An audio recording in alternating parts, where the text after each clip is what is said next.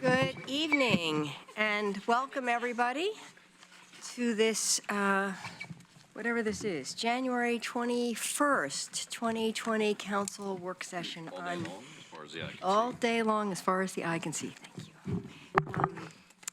On accessory dwelling units. So I think we'll begin right away. Thank you, Mayor. I'm going to just have Alyssa start. We have a pretty short presentation, and then you will have plenty of time to just dive into all of your discussion. Good evening, Alyssa Hanson with the Planning Division. I'm currently the Planning Director. And tonight we're going to be talking about accessory dwelling units. And as Sarah mentioned, I have a very short presentation, mostly just to orient you to what you have done and what's in the ordinance before you tonight. And then some really cute pictures of ADUs as well. So starting with, this is just a timeline of where you've been with this particular project. You'll remember we started really as a result of a Senate bill that was adopted, Senate Bill 1051, and that's where we first heard those terms, reasonable standards related to siting and design. And so you initiated a two-phase process. You adopted your phase one ordinances, and that was really about where accessory dwellings were to be allowed. You adopted those. They were appealed in the summer of 2018. Later that year, they were remanded back to you for additional work by the Land Use Board of Appeals. And then in February last year, you met and had a kind of a roll-up-your-sleeves work session where you went line by line through a big matrix. You might remember the red, yellow, and green. And we used that preliminary input to craft the ordinance that was the subject of your public hearing back in May. And then some more changes happened to state law since then, both in June. One was involving a private property case, and that resulted in an order from the Land Use Board of Appeals that said we could no longer enforce our owner occupancy regulations. And then the state legislature adopted House Bill 2001, which has two provisions related to ADUs. And it said that owner occupancy and parking are not reasonable standards related to siting and design. So then we had to play around with the ordinance, not play around. We had to revise the ordinance at that point, and we came back to you in September and then again in October. And then in October, there were a couple of motions that were passed that were put forward by Councilor Ye related to ADUs above garages and ADUs on slope lots, and those have been incorporated in the ordinance before you. And then finally, January of this year, the House Bill 2001 provisions related to owner occupancy and parking went into effect. So as a city, we're not able to enforce those. We're not able to require the homes be owner occupied or have parking. And I mean, by homes, I mean the ADUs. So just really quickly, I want to walk through what's in the ordinance. First, these were honestly carried forward from your phase one ordinances. They're really just housekeeping. They make sure that our terms are consistent, that we're calling them accessory dwellings and using the definition that was provided in state law.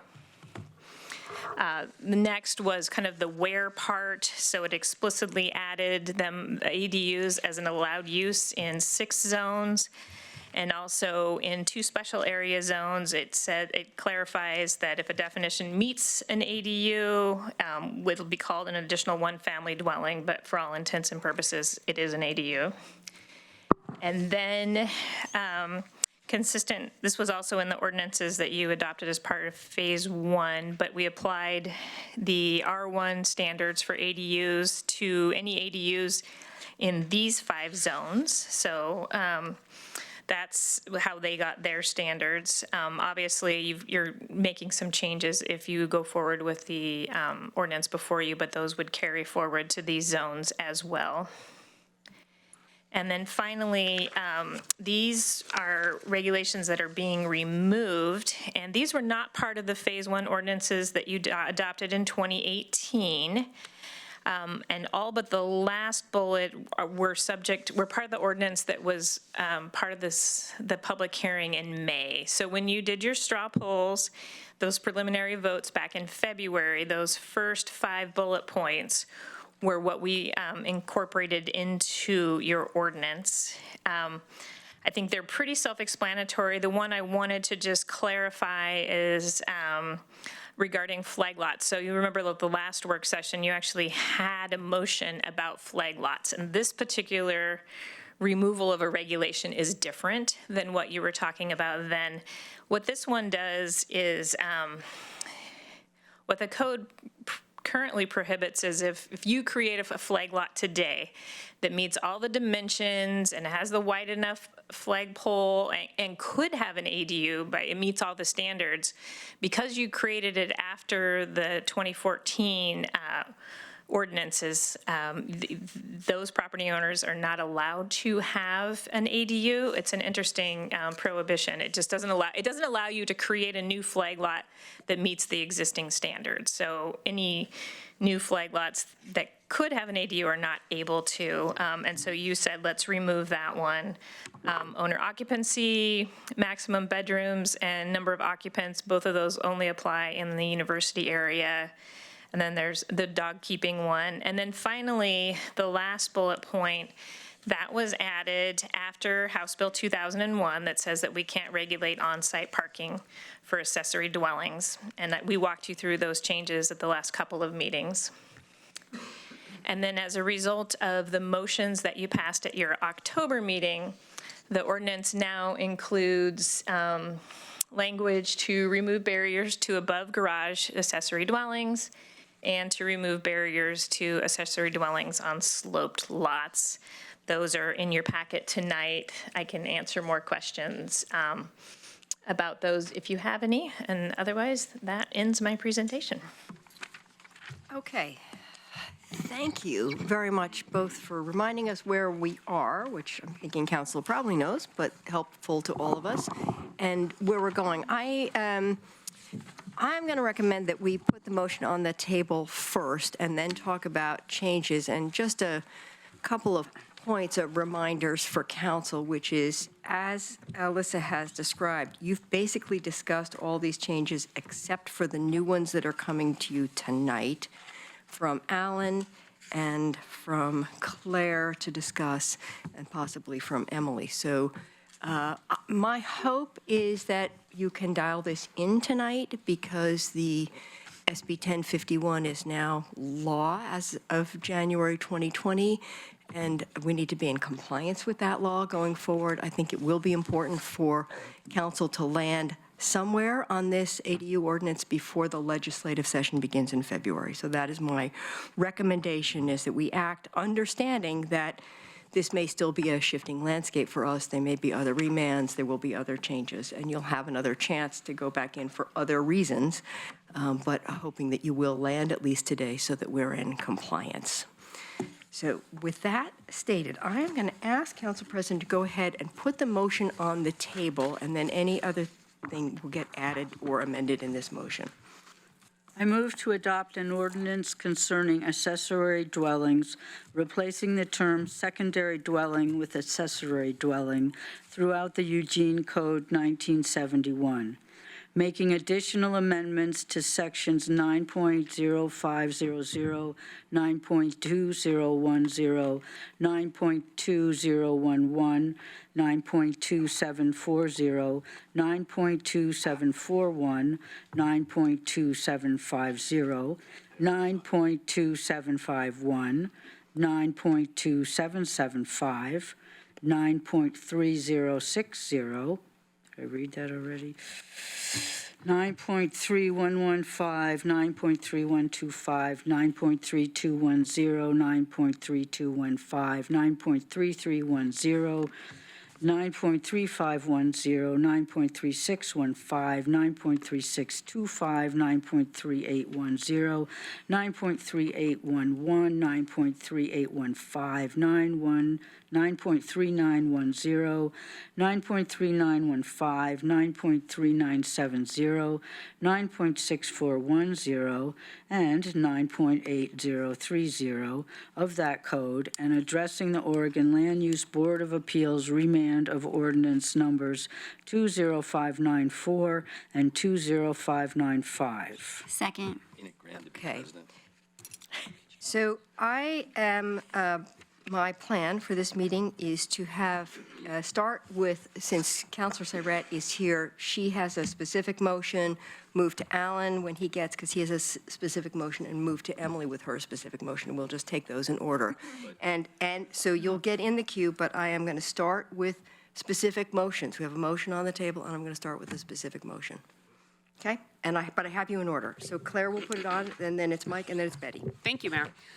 So just to clarify, I had indicated that I was planning to bring a motion to remove minimum lot sizes in our code-related ADUs.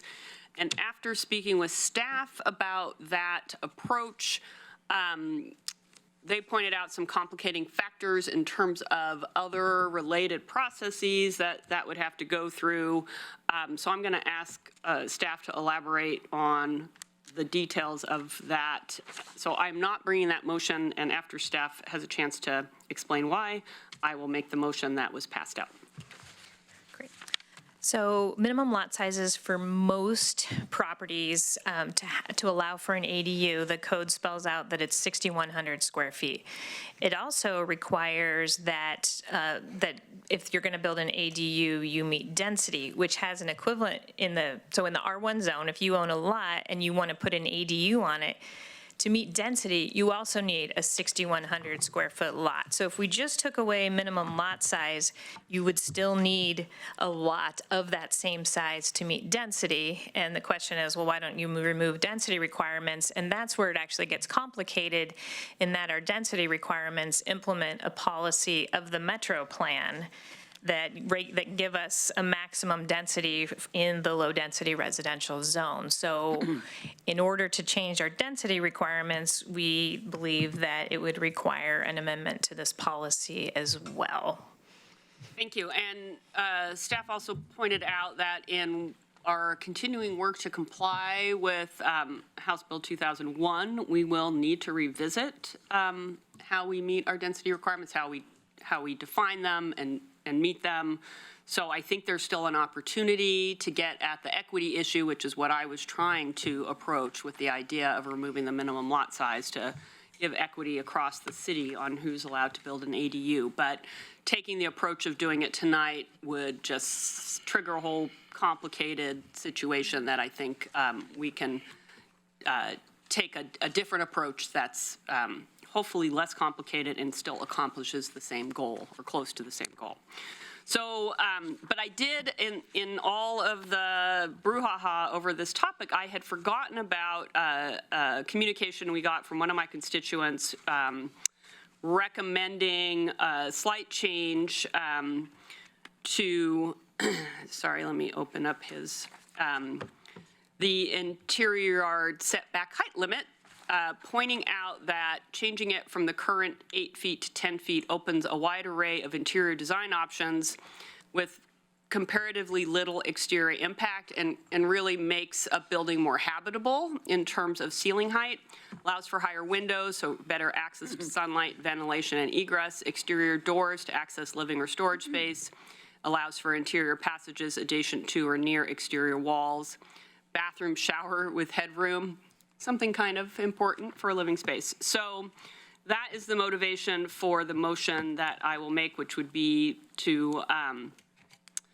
move to amend Section 8 of the ordinance to change the references from 8 feet to 10 feet currently located in EC 9.2751, parentheses 17, parentheses A, 3.B, EC 9.2751, parentheses 17, parentheses B, 5, A, EC 92751, parentheses 17, parentheses C 9A, and EC 9.2775, parentheses 5, parentheses EA. Second. Thank you. Okay, so I have many people in the queue. I have Mike, Betty, Emily, and Jennifer. Okay. I'm not. Oh, you're not? I was just Okay. giggling, sorry. Okay. Okay, Mike. Thank you, Mayor. My first question is to what Claire referenced at the beginning of what she said there. As you know, my concern has always been even though you've allayed my concerns very, very well over time about the idea of the backdoor deterioration of density goals, because there's a difference, right? And my question is, how does 2001's issue of the, I don't even know how to ask this question, the density calculation when it comes to calculation of capacity, remind me of what the 2001 side section is that alters the capacity calculation and how it affects then this issue of density versus, Well, and I think they're two Lot separate size. points, and I didn't cram for House Bill 2001, so I only crammed for ADU stuff. But let me tell you what I do recall is this that is going to have an impact, isn't it does going to require that we allow duplexes on every residential lot, so 2 units every lot. It also says, hey, when you're calculating how many units you think you're going to get, duplexes, triplexes, fourplexes, cottage cluster, townhomes, you can only assume a 3% increase unless you've got really good data showing that you're seeing more than that. But those are kind of two different pieces of the bill. is there in that 3% calculation an alteration for the difference in density or lot size that we're about to do? I don't know that off the top of my head. I'm not sure it gets that That's the part specific. that concerns me. Secondarily, a question, I'm running out of time fast here.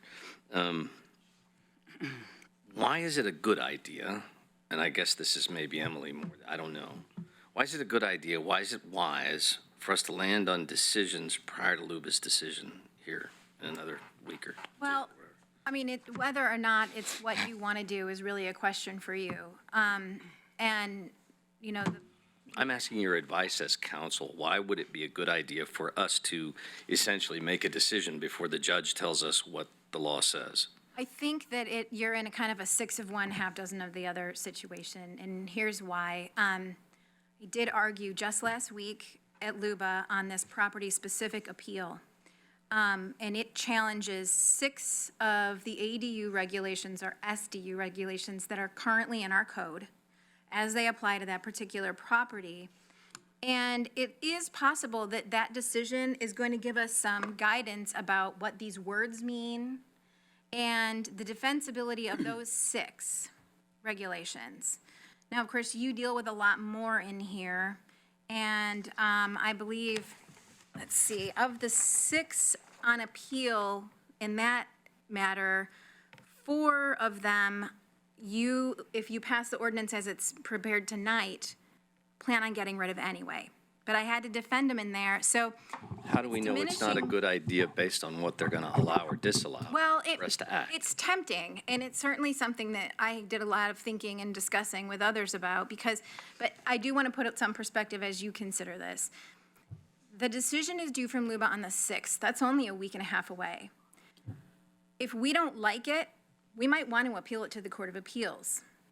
We, being city manager, and we've talked about how that process would go, and her preference would be to have an executive session and get your input on whether that occurs in this case.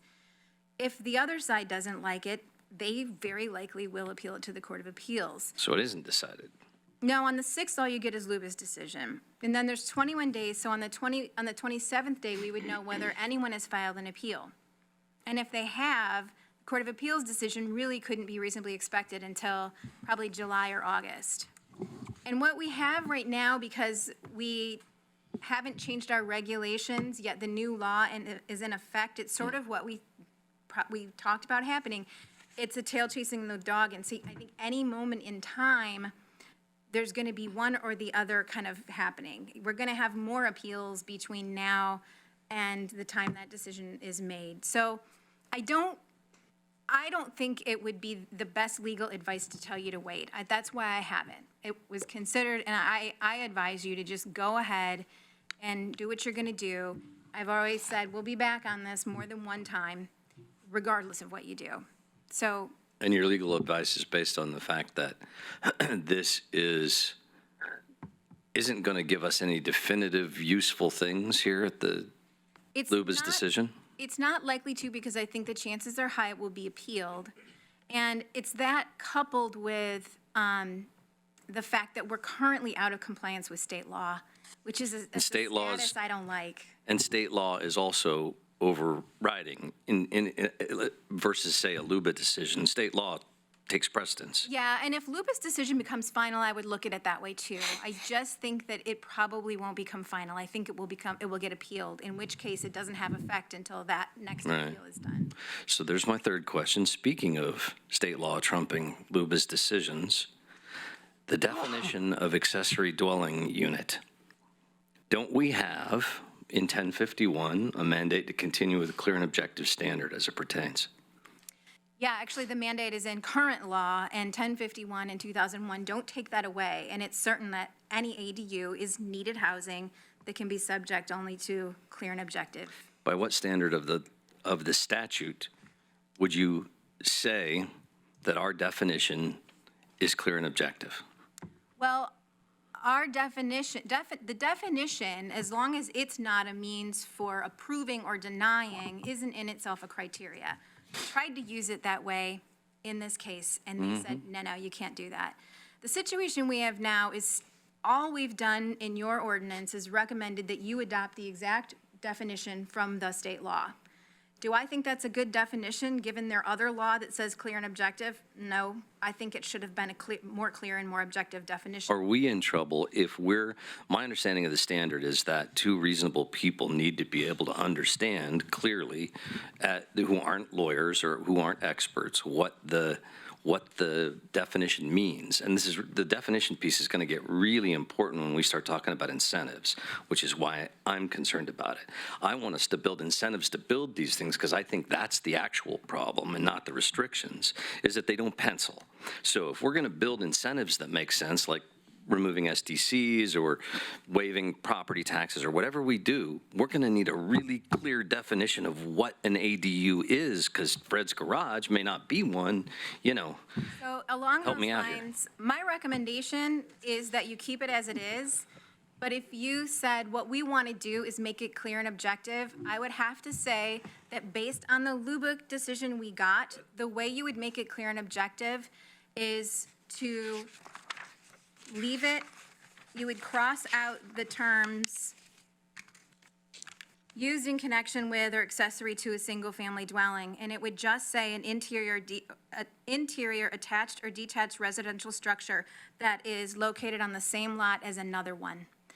And I don't That's think based on you should LUBA, give not the that state up. law, right? Same thing, the LUBA's decision governs, not just us, but every city right now, until that issue gets to the Court of Appeals. And if we take it out of our ordinance, and the Court of Appeals later says, you know what, LUBA, that was wrong, that has to mean something more, used in connection with or accessory to. It's got to mean something more than a common owner. I want to offer you and have you guys reserve the benefit of whatever that might mean.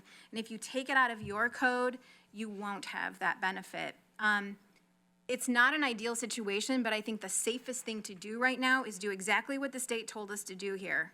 And not to be cheeky, but to be governed by whatever the courts say the statute means. As opposed to the won't we absolutely get an appeal on this? Won't we get? Well, we may get an filed on appeal, this? but I feel really confident that we're not going to get in, and I can be wrong. But we will certainly. get. But, I mean, somebody could appeal us, but basically, they'd have to say the city violated the law by adopting the definition that the state told them they have to use. And I don't think that's a great argument. I'm happy to stand up to that one. We could use our own definition, could we not? As long as it's consistent with this, you could. Except that we know you can't say that what used in connection with or accessory to is common ownership. I'm sorry, occupancy. around. Yeah, is that occupancy. Luba's decision, I really truly believe, eviscerates the definition. And I think that while that was not a good moment in time or a case to bring it up, it's not as if it can never come up in a Court of Appeals case.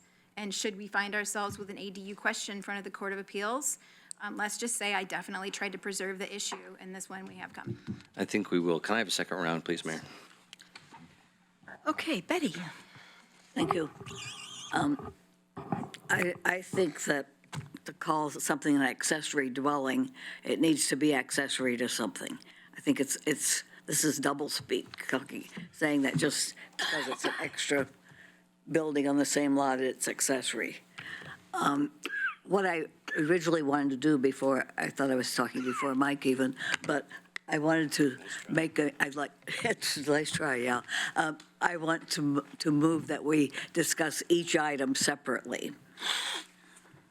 So that would be, Each item that we're changing, so at this point in the process. instead of that big motion that the president just read.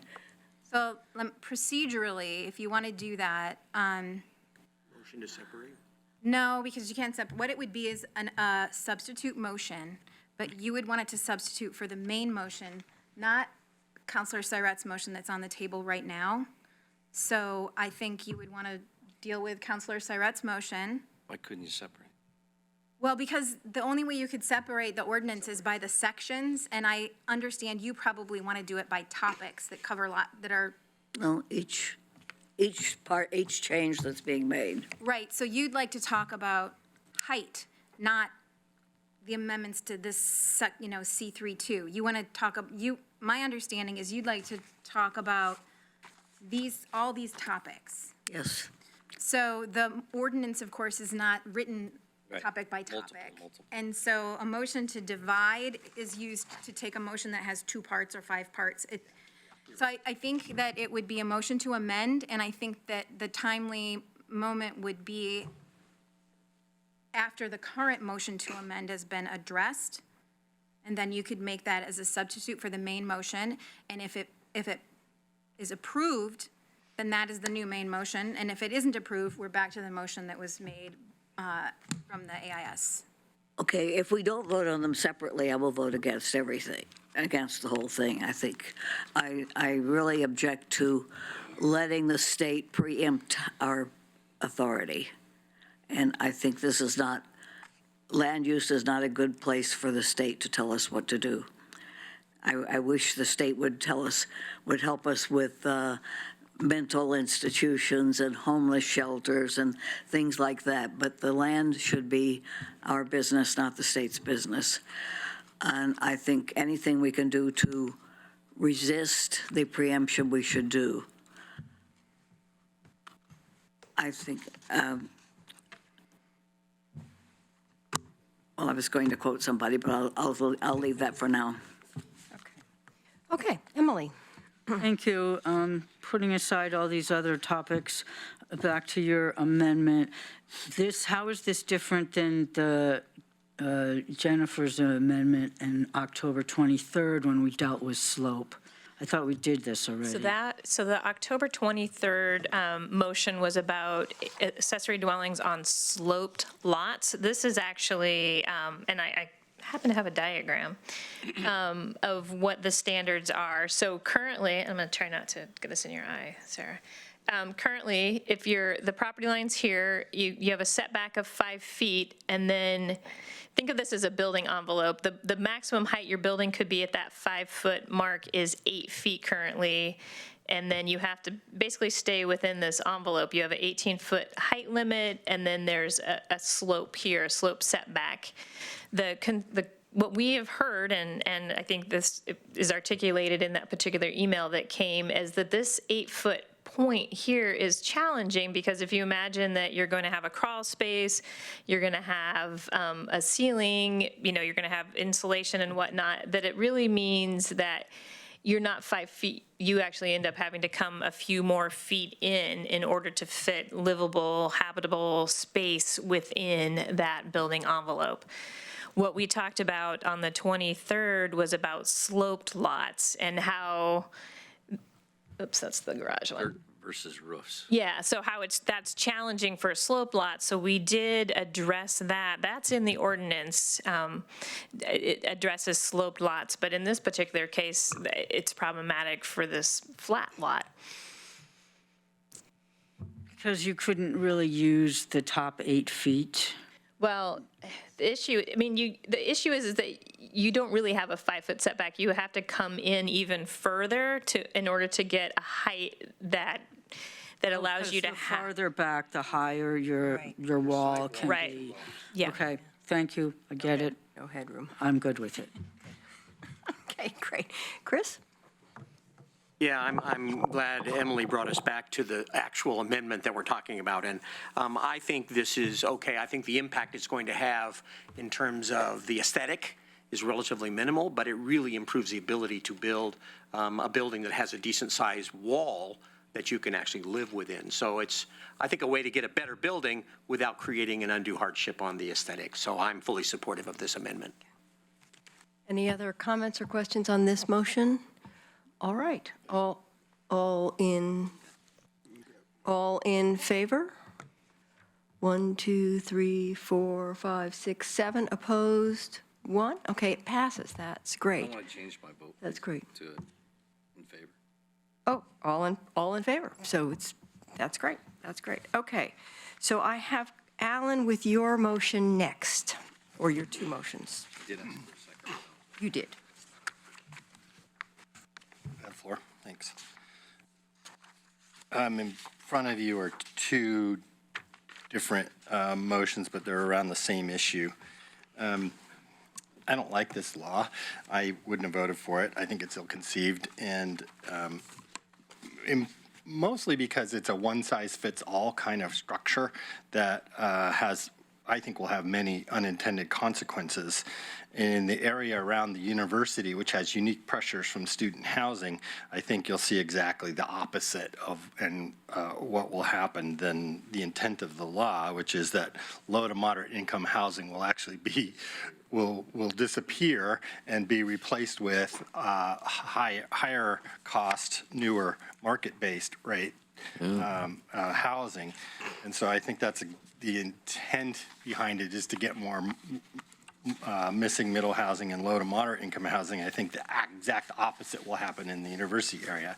As well, I think there will be a lot of impacts on livability. So the two provisions related here to maximum bedrooms and maximum occupancy only apply to the university area neighborhoods, Amazon, Fairmount, and the South University neighborhood.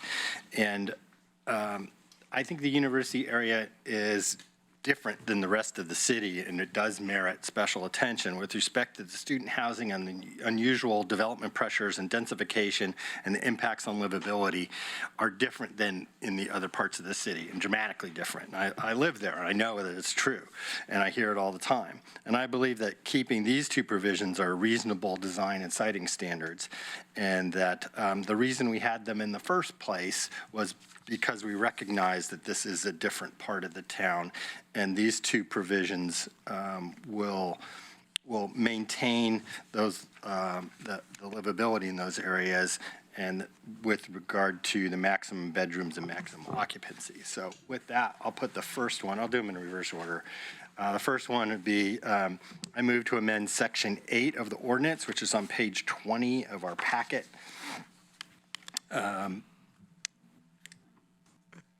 To retain the standard entitled maximum occupancy currently located at EC 9.275.117C8, and to renumber the remaining subsections accordingly. Second.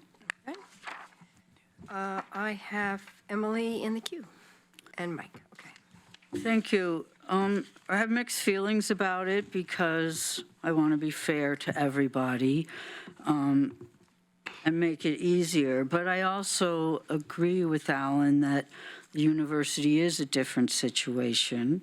And then I also agree with people that will probably self-limit by the size of the building. I'm going to get to a different concern with this, in that I worry about us using the cookie cutter approach. I think that we're being told that that's what we need to do right now, but I think we also need to recognize that our neighborhoods and wards are different. I'm not saying, flaunt the law, although I wish that we had been able to do that. But I just want to, I like the idea of leaving it open to say that we do have some differences, and this is one we recognize. I don't think that doing it will really make a difference because of the self-limiting prophecy. So that's how I feel about it. I like it not for what it is, but for what it could do, and I'll support it. Okay. Okay, I have Mike, then Betty. Thank you, Mayor. I agree with the intent on this, Alan, and I understand what you're trying to do, and I entirely agree that it would be a good idea because today, the university areas and these neighborhoods around the university reflect a different use, especially with short-term rentals, because this is an event center almost more than a university today. So what happens when somewhere around the WIT, put in a convention center or what have you, becomes the same thing? My concern is I'd just as soon leave it broad in general, because what Eugene is today isn't what Eugene is tomorrow necessarily. And I think that your reasoning about why we should have this piece in those areas today makes sense. But I don't think it's wise for us to, by virtue of not having it protected somewhere else, get an outcome that we don't intend in those areas. So I'm not sure I can vote for it, although I like the idea. Betty. I would vote for it if it's all neighborhoods, but not Yeah. restricted to the university. I was going to say just about what Mike said. Thank you. Except shorter.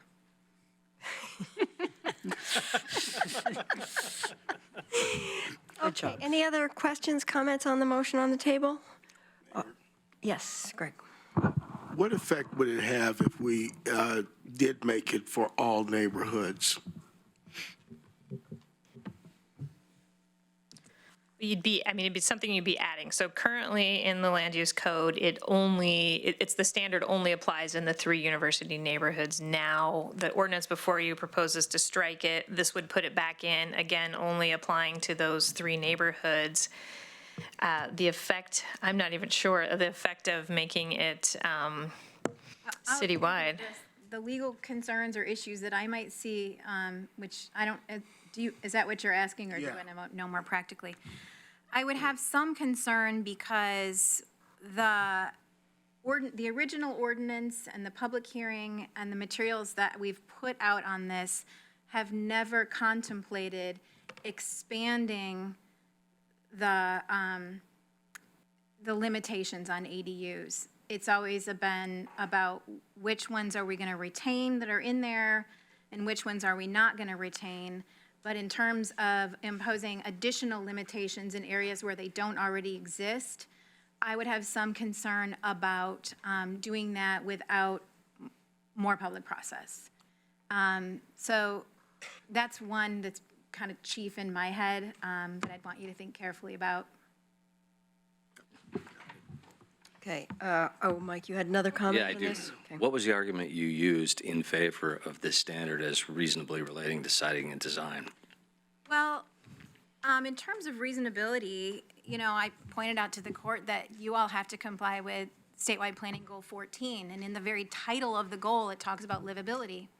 And that's a balance that's been really important in all the statewide planning goals between growth and livability. And that in these particular neighborhoods, livability has become a real issue. And these were put in place to deal, as a patch, basically, while we get to more in-depth regulations that apply. And so that was the main argument in terms of reasonable. And it is a siting design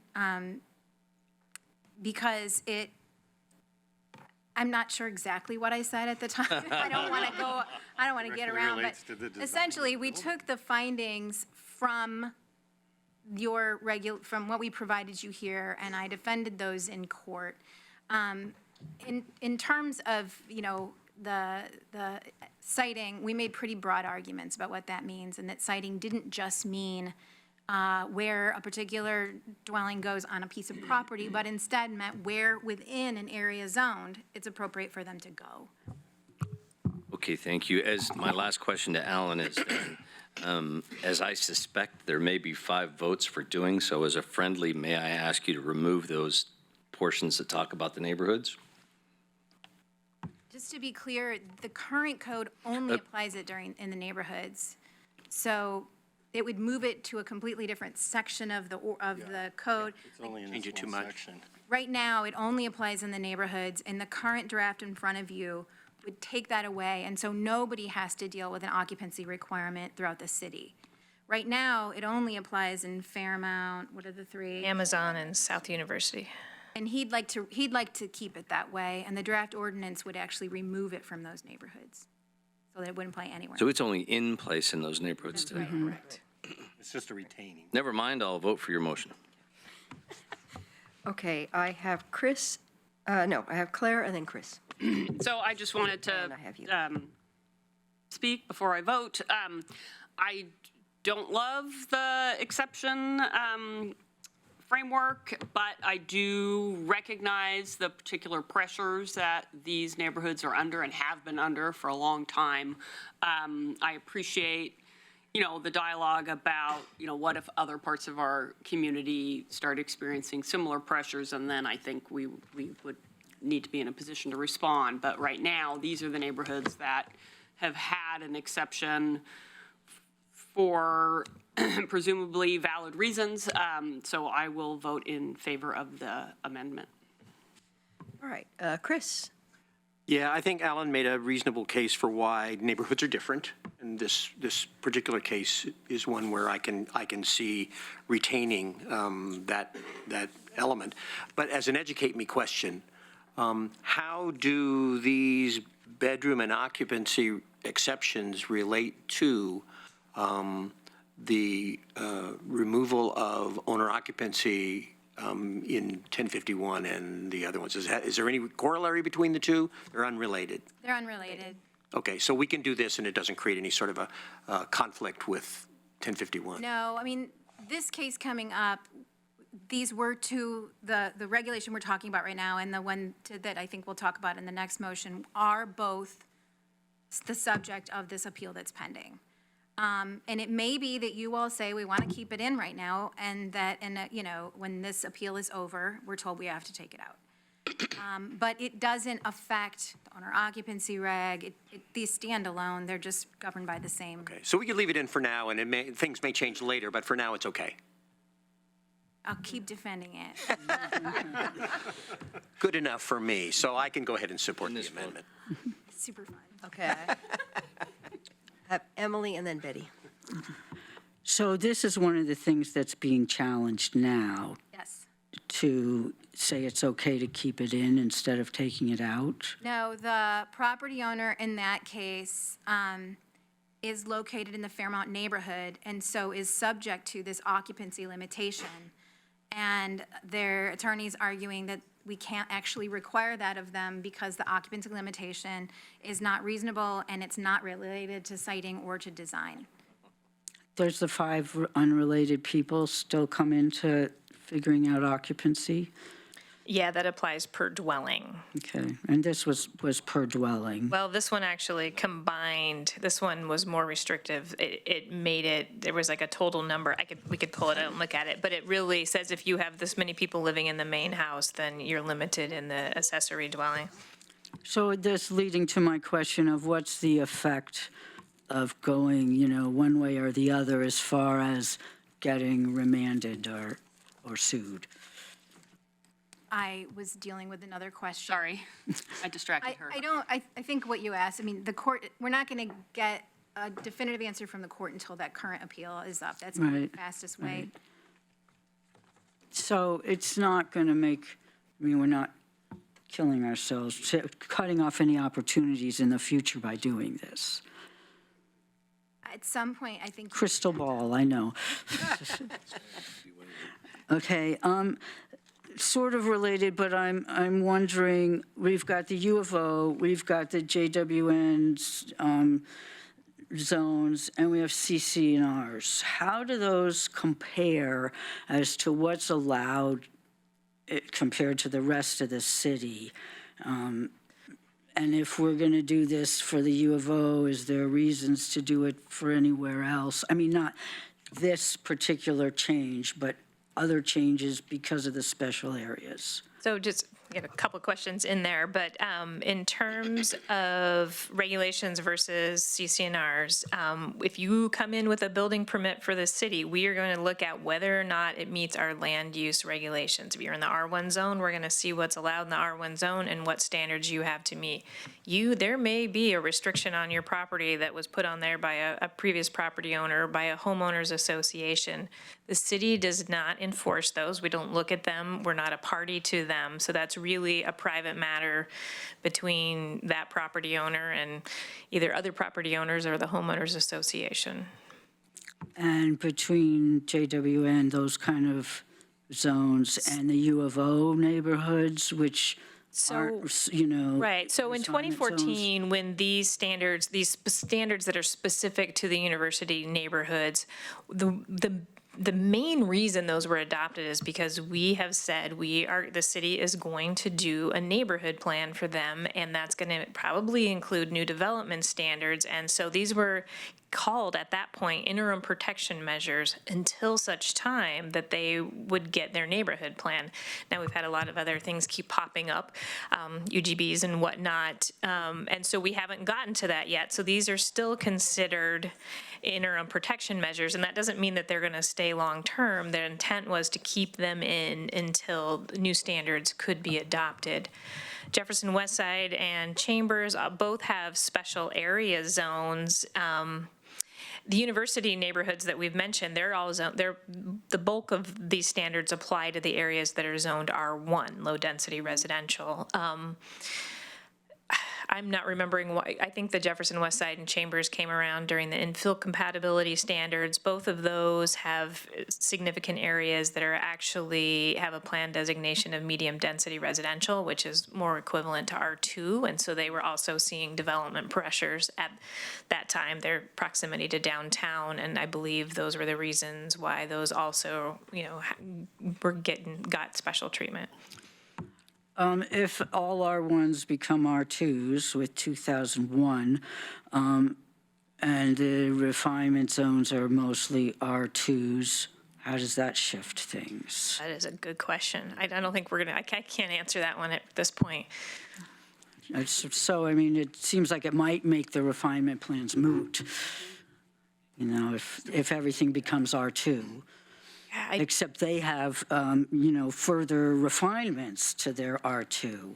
Right. And I think, both of these, if you look at Jefferson Westside, you look at the university, particularly the ADU standards, it's about the development standards or the design standards, what makes those things compatible, what makes buildings compatible.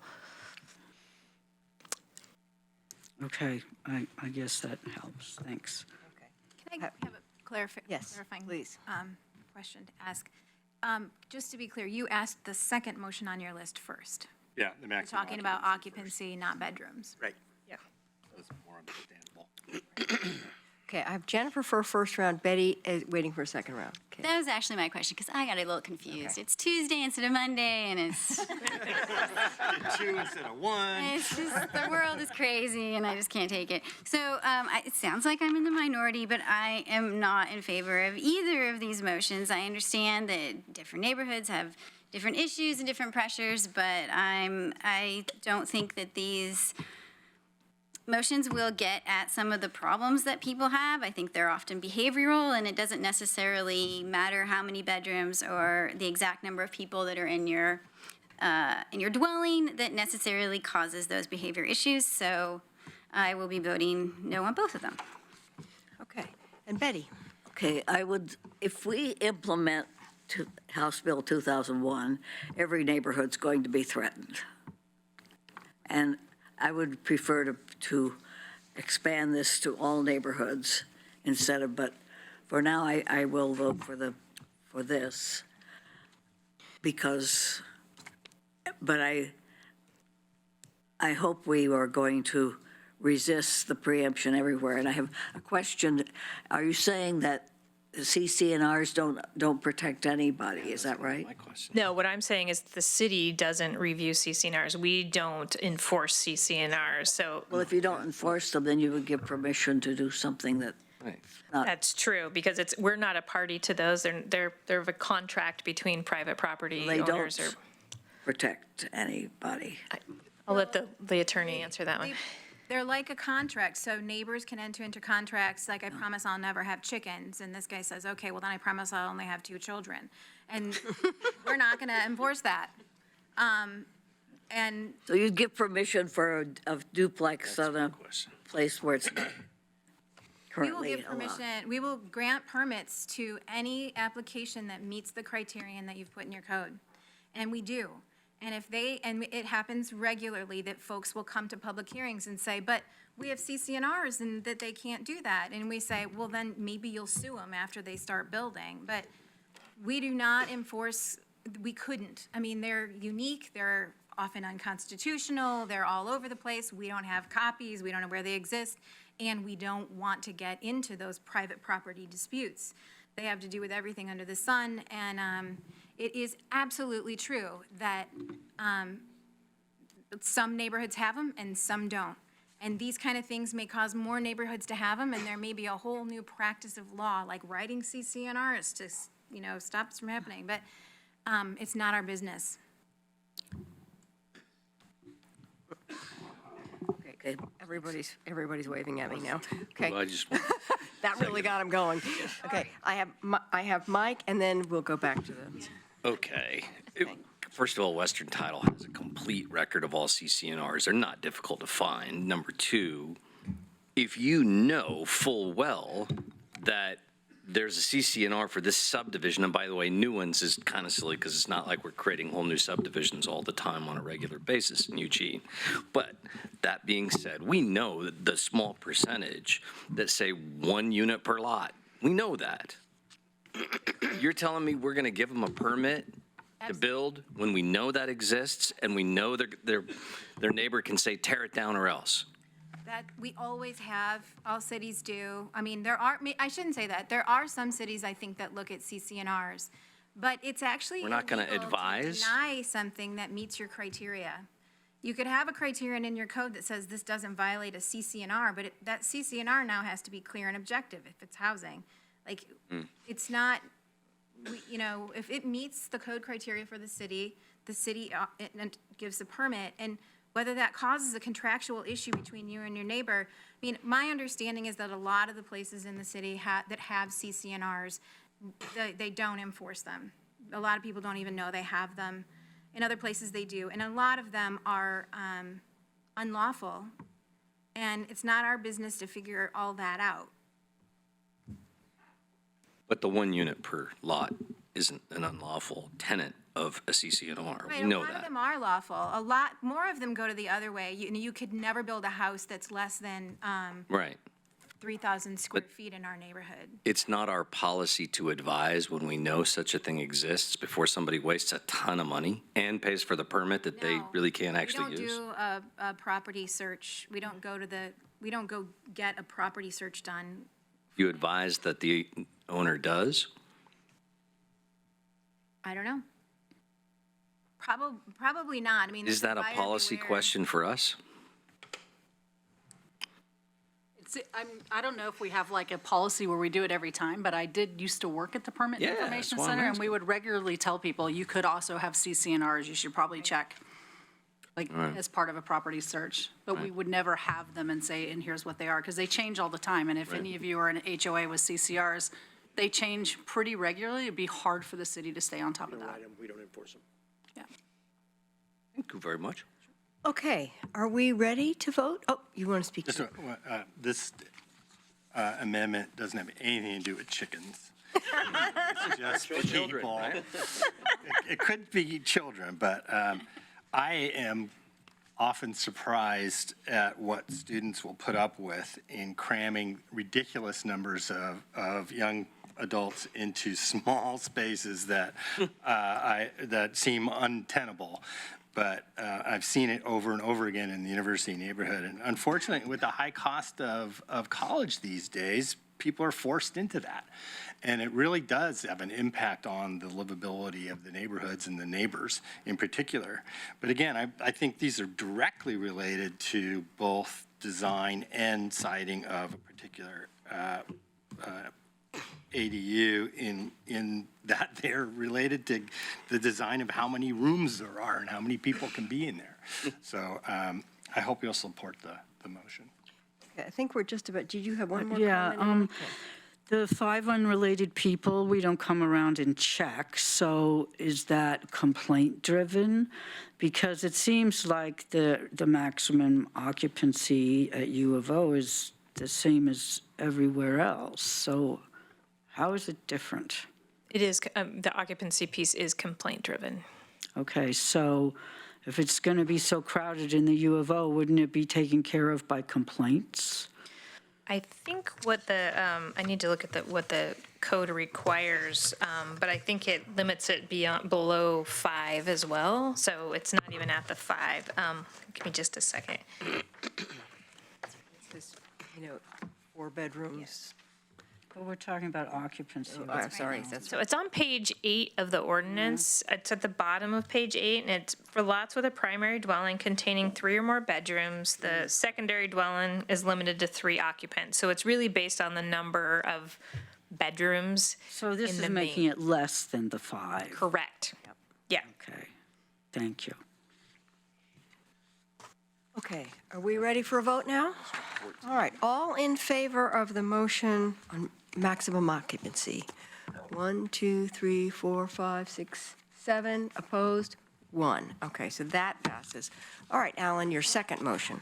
Move to amend Section 8 of the ordinance to retain the standard entitled maximum bedrooms currently located at EC 9.2751 17C7 and to renumber the remaining subsections accordingly. It's basically the same issue. That's why they're next to each other and the same thing. Second? All right, great, we have a second? All right. People need to be in the queue to discuss this? No? All right. Once again, I think it should apply to the whole city, but I vote for it. All right, all in favor? 1, 2, 3, 4, 5, 6, 7, opposed, 1. All right, well, there we go. That's that taken care of. Okay, Emily, you are now up with your motion. Well, it was only a potential motion. I mean, it's come from some constituents, and it concerns the JWN-SC refinement areas. And this is just such a hard topic because these areas have worked so hard and they have these standards, and I want to respect them. It gets complicated with this. The motions have to do with parking. So if we were going to come back and entertain any kind of parking, I would want to bring them up. But I still would, but my understanding is right now, we're eliminating, as the state told us to, any needs for parking. Requirement. The need still. Requirement. There's no requirement. Requirement for parking, For not on-site needs. parking. Does it apply to these? How does it affect these refinement zones? Because I thought that if we weren't going to have any rules for parking, then anything went. So the ordinance before you removes parking as a requirement for all zones that allow an accessory dwelling or an additional one-family dwelling that meets the definition of an accessory dwelling. So if we were to make it different for the refinement zones, what do you think the results would be? Who would challenge it? How likely would we be to make it stick?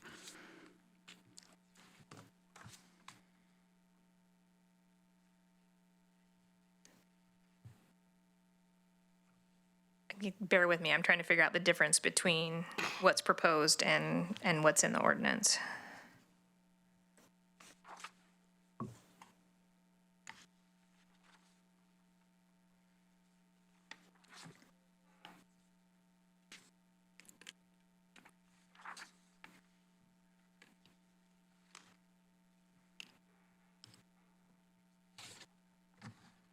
I think one of the differences here is that in the Jefferson West Side, they allow on-street parking to count, and so there is reference to, if there's no on-street parking, then you can have parking waived for one of the dwellings, assuming that it has primary vehicle access from the street and no more than 3 dwellings. And so, but what's in the ordinance is simpler than that. It's that second dwelling doesn't need a parking space, period.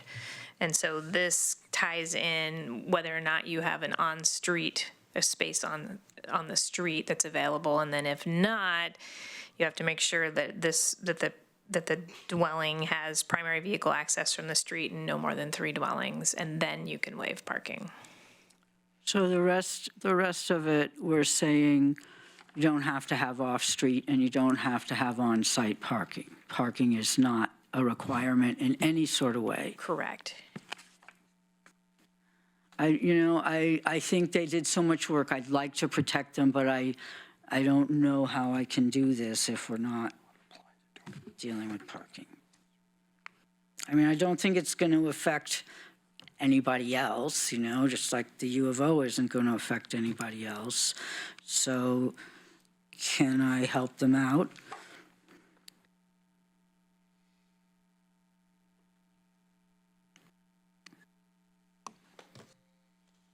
If you make the motion, it's certainly up to you. I'm gonna give It's it a certainly up shot, to you. Is there, can we get a? Yeah, you don't have it. So, Section 15? Yeah, so it changes, so it's on page 15 of the ordinance, for folks following along, 9.3625 subsection 7. And so we, in drafting this, added a subsection C and then a little bit of text in A. That doesn't include a C, and it adds some additional text in A, I think.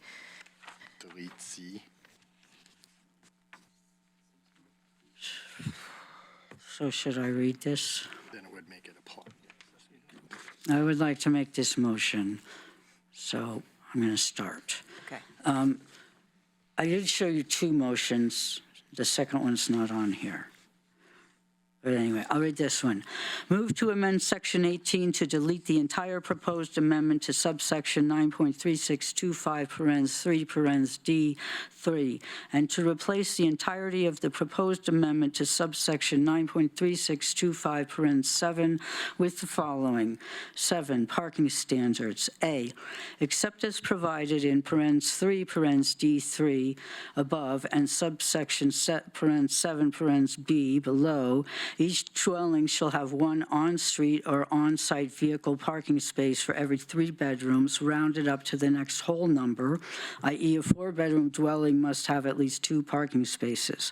For purposes of this subsection, each uninterrupted 20 feet of lot line that abuts a street right-of-way where parking is legal within the entirety of that 20 feet shall count as 1 on-street parking space. The 20 feet may not include any portion of a curb cut. B, when there are 2 or more dwellings and there is no on-street parking space as defined in subsection parens 7 parens A above, the parking space requirement shall be waived for 1 dwelling that has primary vehicle access from the street and no more than 3 bedrooms.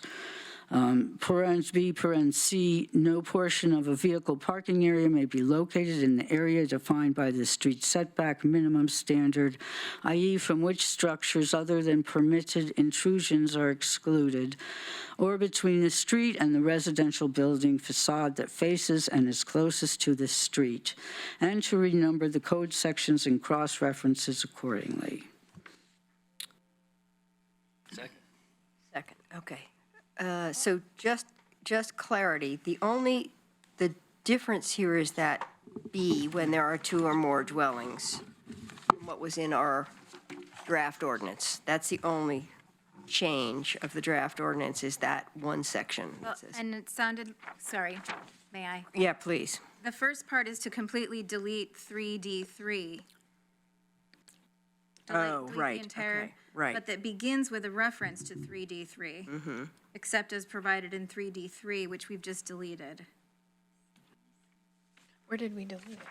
It says move to amend to delete the entire proposed amendment to subsection 36253-3 and to replace the entirety with the material that was read. Is that our proposed amendment, or the proposed amendment that's in here? Is that what that means? Yeah, I got you. Yeah, I've got you, and I've got Alan. Okay. Yes. I guess I'm clear on what's changed, but maybe the questions will help. Mike, and then Alan. Couple questions, I'll get to the point, promise. Our density is our R1 density is 14.2 per acre? What's Medford's, do you know? Nope. Salem? Don't know any Beaver. other cities off the top of my head.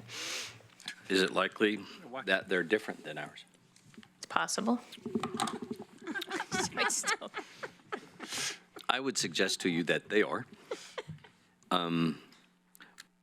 So if ever, Emily, there was a case to make the livability argument and to make it reasonably, from my perspective, the legislature is wrong because it didn't take those factors into account, in my opinion, when they made their decisions about what were reasonable criteria regarding siting and design. I think as they have made mistakes, all thank you, have made mistakes in the past with laws they have made. They made a doozy with this one, in my opinion. Those one-size-fits-all problems live right there in livability because cities are different. Their densities are different, their lane widths are different. So in some of these places, it occurs to me that parking is one of the most chiefly noticed and dealt with livability issues.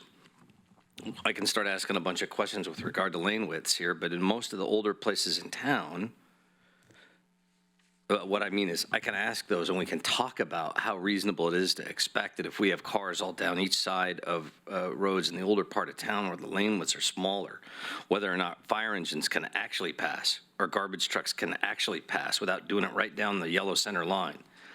When I've driven down Charlton and several other downtown one-way streets, Washington, just the other day, LTD buses take 2 lanes. They go right down on the yellow dotted line when they're going down Washington because they can't fit with the cars on either side to be in one lane. It's not safe. So in my opinion, in this part of town that she's making these exceptions for is the place where we're most likely to create dangerous realities by forcing more cars to the street. And I think it's a horrible idea that, and I think the legislature has it wrong, we should be able to say there should be an on-site parking for each of the people who live in a dwelling. But I think I lost that argument at this table the last time we talked about it. I just think it's wrong. So I'll vote in favor of your motion. Alan? A little clarification. If I understand what this amendment does, is it basically puts a requirement on ADUs to have parking, either on-street or on-site. Right, and that is currently required by the code. Yeah, right. So in our packet, there were, on page 6, there were 2 things that were explicit in the legislation that were prohibited. And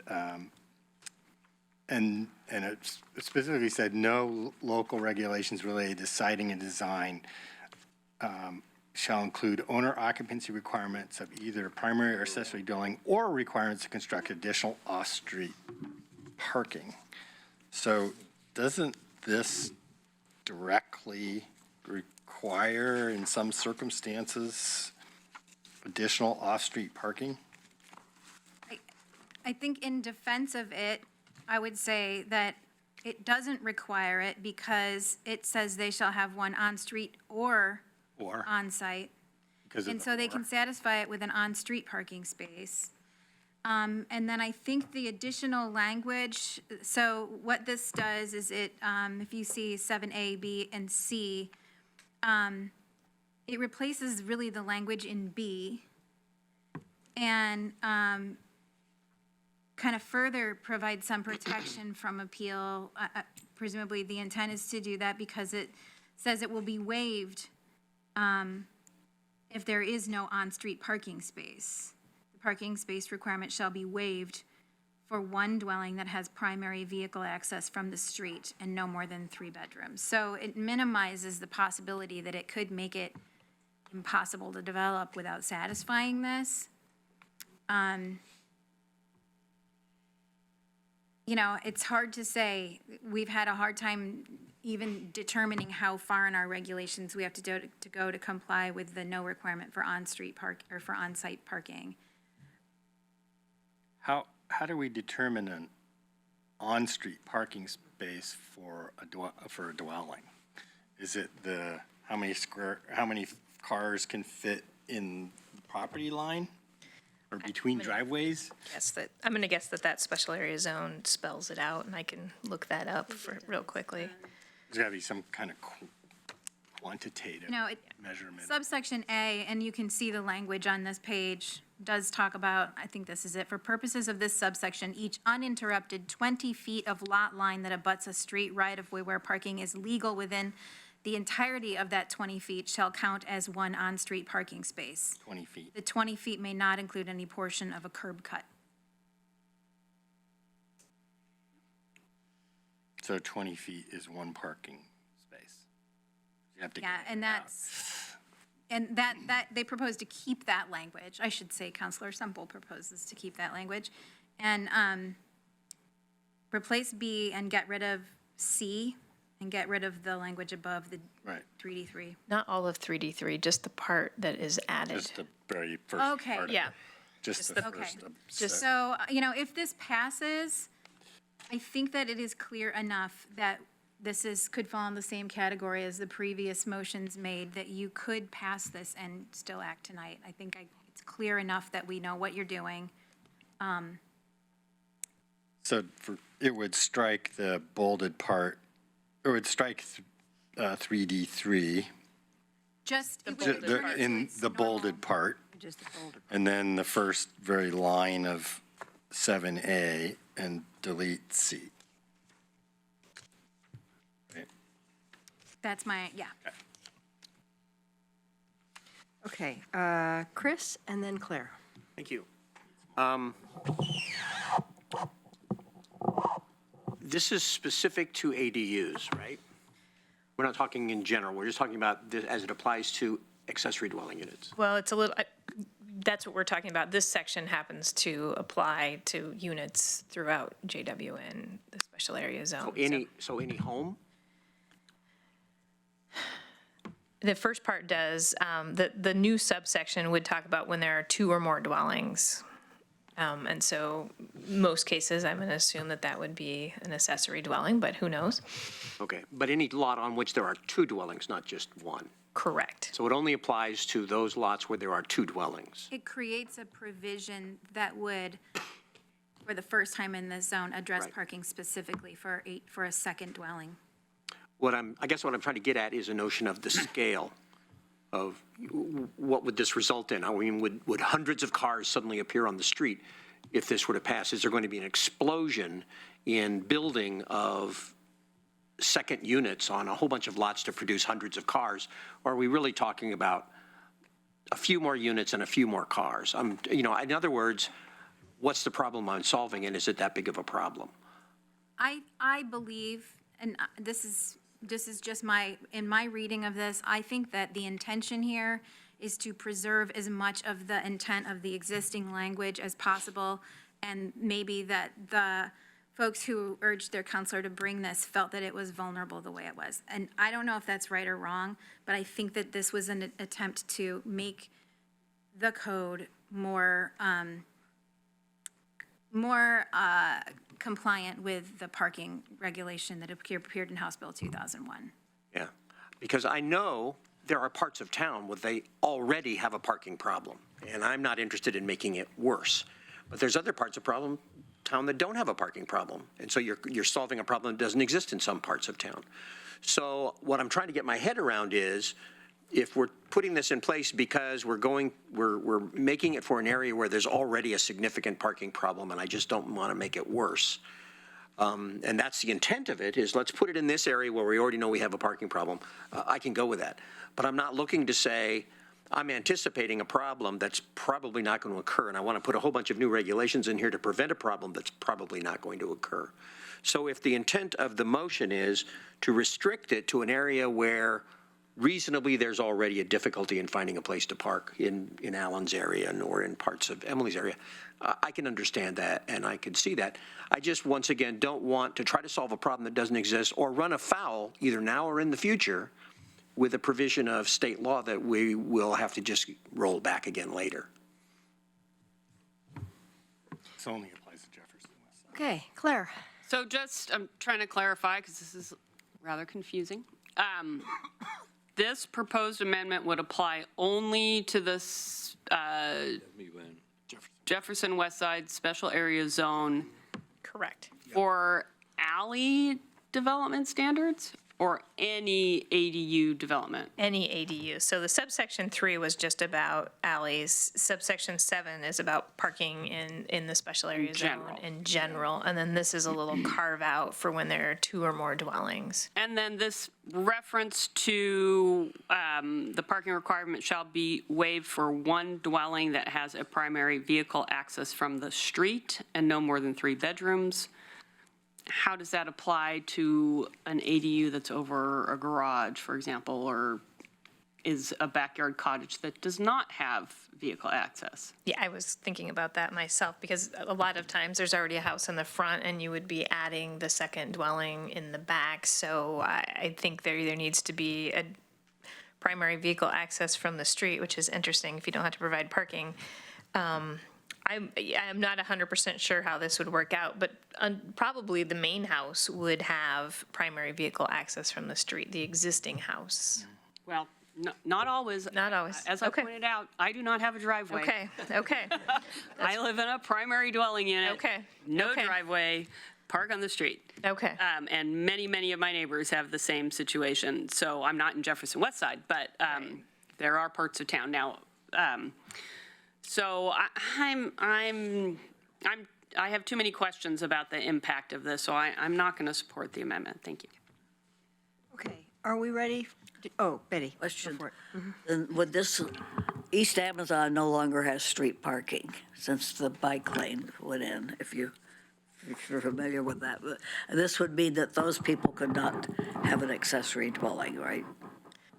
So this particular standard only applies in the Jefferson West Side Special Area This Zone. only It says- doesn't apply Is this anywhere else. restricted to what? I thought it was about the whole city. No, just Jefferson West Side. One neighborhood. I have a problem with that. Okay, Mike, one more Yeah. comment, and then we can. I'm going to vote in favor of this because of the intent of what's trying to happen there. Claire, I understand your point entirely, but I would suggest, and maybe I'm wrong, but I would say that, based on what I know in the industry, there aren't going to be a lot of ADUs built in Jefferson West Side. And in those areas, there are already enough restrictions in place for that to be an issue. But where they will be built and where this traffic issue will show a difference between today and tomorrow, that we're going to have to know how this works and whether or not it's in place, is in River Road and Santa Clara. That's where that's where the ADUs will get built. And I would suggest that it's going to help us to know tomorrow how this applies in this area when we may have the question before us of should we apply it there as well. So just suggesting. Okay, ready for a vote on this one? All in favor? 1, 2, 3, 4, 5, 6 opposed, 2. All right, so that passes. Okay, so those are the, The second one? do you have a second one? Do you have a second? About Oh, it, the move to amend section 24. I sent it to do I you. have that one? It's a very quick thing. Oh, sorry, I don't know if I even have that It one. didn't get printed on our Oh. other one, although it was on the one. Oh, okay, I don't have a copy of this, whatever this one is. Okay, all right, so go ahead and put that on the, Page 18. Move to amend section 24 to replace the proposed additional text, additional one-family dwelling in the SJW Jefferson West Side Special Area Zone or the R2 sub-area of the SC Chambers Special Area Zone in Table 9.6410 with the following text. For additional one-family dwelling in the R2 sub-area of the SC Chambers Special Area Zone. Second. Just to All right. clarify, it's in section 25 of this ordinance, and that's, Section, okay, yeah, I'm confused. just 25, not, okay, not 24. Yeah. Okay, So you want to, I accept that friendly. okay. Section 25. Okay, Yeah. let me just be clear. What does it now say, and what are we making it say? Thank you. You want to, can you clarify this for me? What does it now say? I and what really it- can't find it for you. I asked for some help on it, and Right. I'm not really sure. But My apologies. I thought you said you didn't want it, or that you weren't interested in this one. And so we'll work it out here. So is there a motion and there has been a second? Yeah. Yes, Okay. but I don't understand what we're changing. The current language says that there are 0 required off-street parking spaces. And help me out, where does this apply? What is this zone?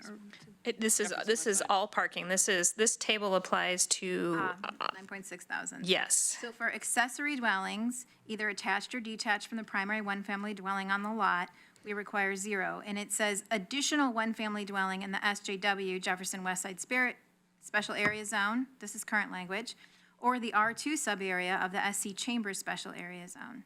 So what this language was intended to do was reflect the fact that in those zones, they were not comfortable using the term ADU. They had already made allowances for second dwellings on the same lot.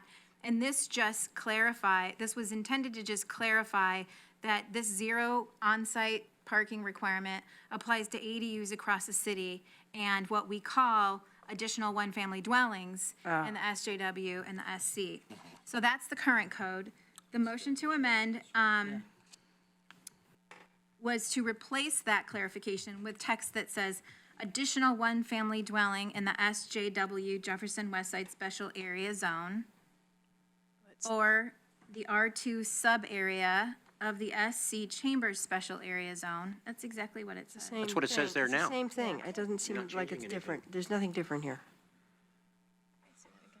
With the Says the following same thing. text. I'm sorry, replace it with, Okay. instead of that, for one additional one-family dwelling in the R2 sub-area of the SC Chambers Special Area Zone. So it removes the Jefferson West Side piece.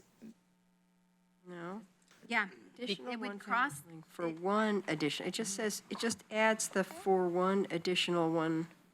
And does it remove to Jefferson? replace the proposed additional text that you see on page 19 of your ordinance Yeah. there. You see that backslash and all the language that comes Yeah, after? I got all that, but it looks the same to me.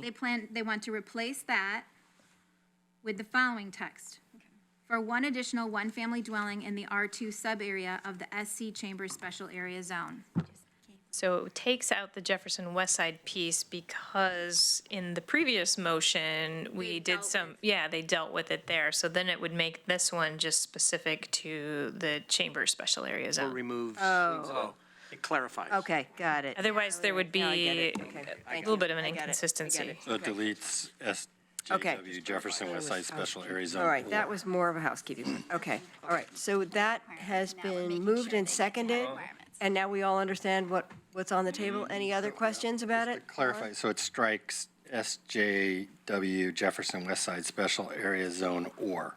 Those get struck. Yeah, pretty much. It's close to that. I think the meaning is And- what you're, And so we're doing that because the change we just made, to make it consistent. Right. Okay, and Jennifer has a question? So we have to do this to make it clear because the thing we just did made a requirement so that they can have an on-site requirement, So that they can have an on-street requirement. on-street requirement. Okay, so the one we just did put on-street requirements, and if we left this the way it was, they would not be able to have an on-street requirement. It would be confusing. It would be really confusing to anybody trying to apply the code where this says they don't have to have parking Anything on site. whatsoever. Right, and then the other section says, well, if you can't do this, then that. And we're good. These are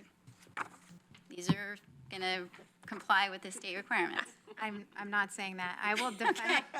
I mean, it's very, very difficult to tell. That's why we're here. And I will defend this again, and I will say in the current appeal, there was an intervener on behalf of sort of the neighborhood viewpoint that also filed a brief, and I gave them half the time in oral argument.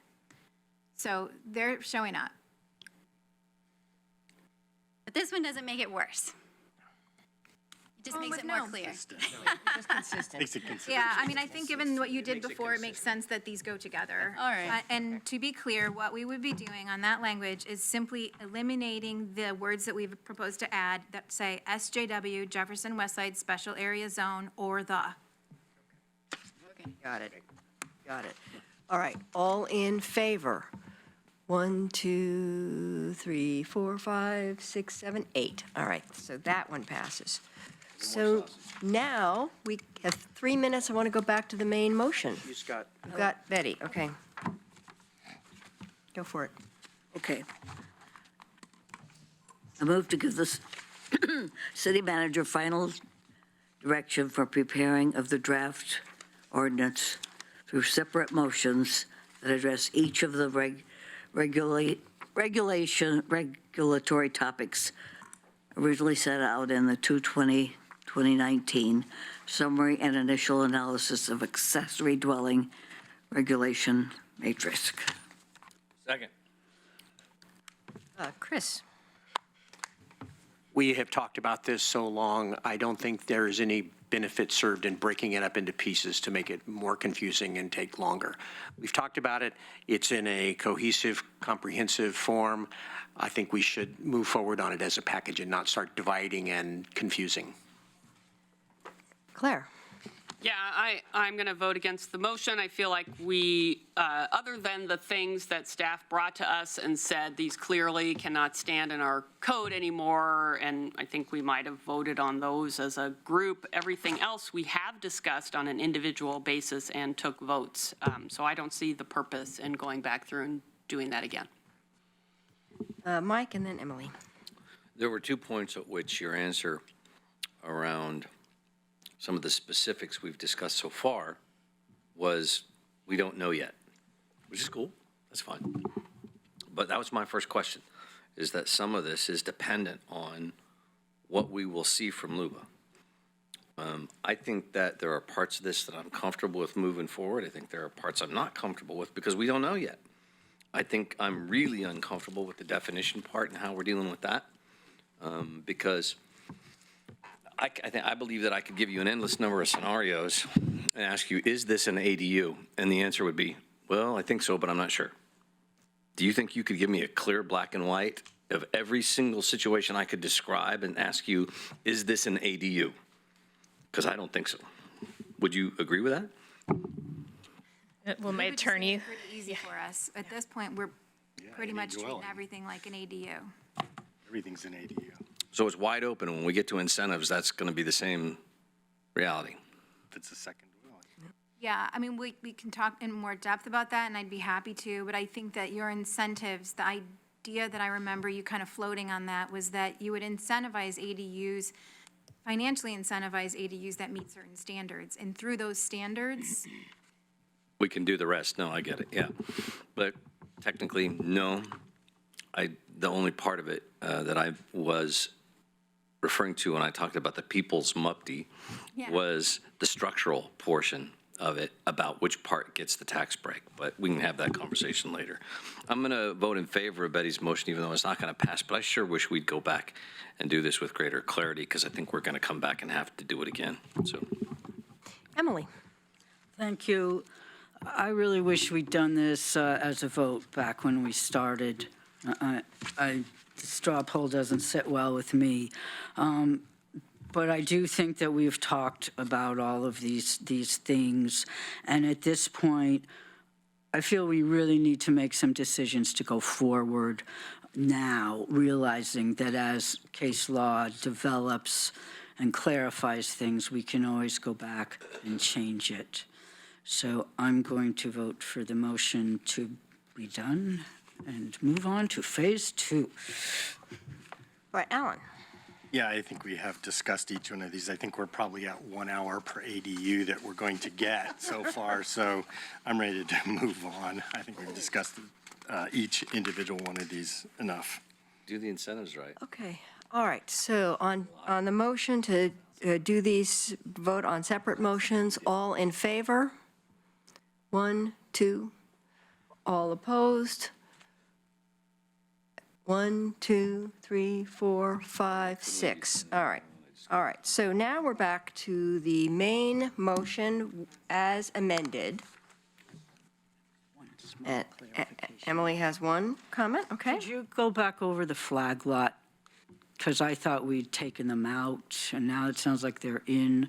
There's one piece that you discussed in February that was about if somebody's created a new flag lot after 2014. So in 2014, the council established specific standards, more restrictive standards for allowing an ADU on a flag lot. Flag lot has to be a certain size, the flagpole has to be a certain dimension, a couple of other things like that, and adopted a provision that says if anybody creates a new flag lot after the date that ordinance was adopted that meets those dimensional standards, they can't have an ADU on it. So that's what the ordinance would take out. It would allow an ADU on those newer created flag lots, if there are any, that meet the standards to have a flag lot.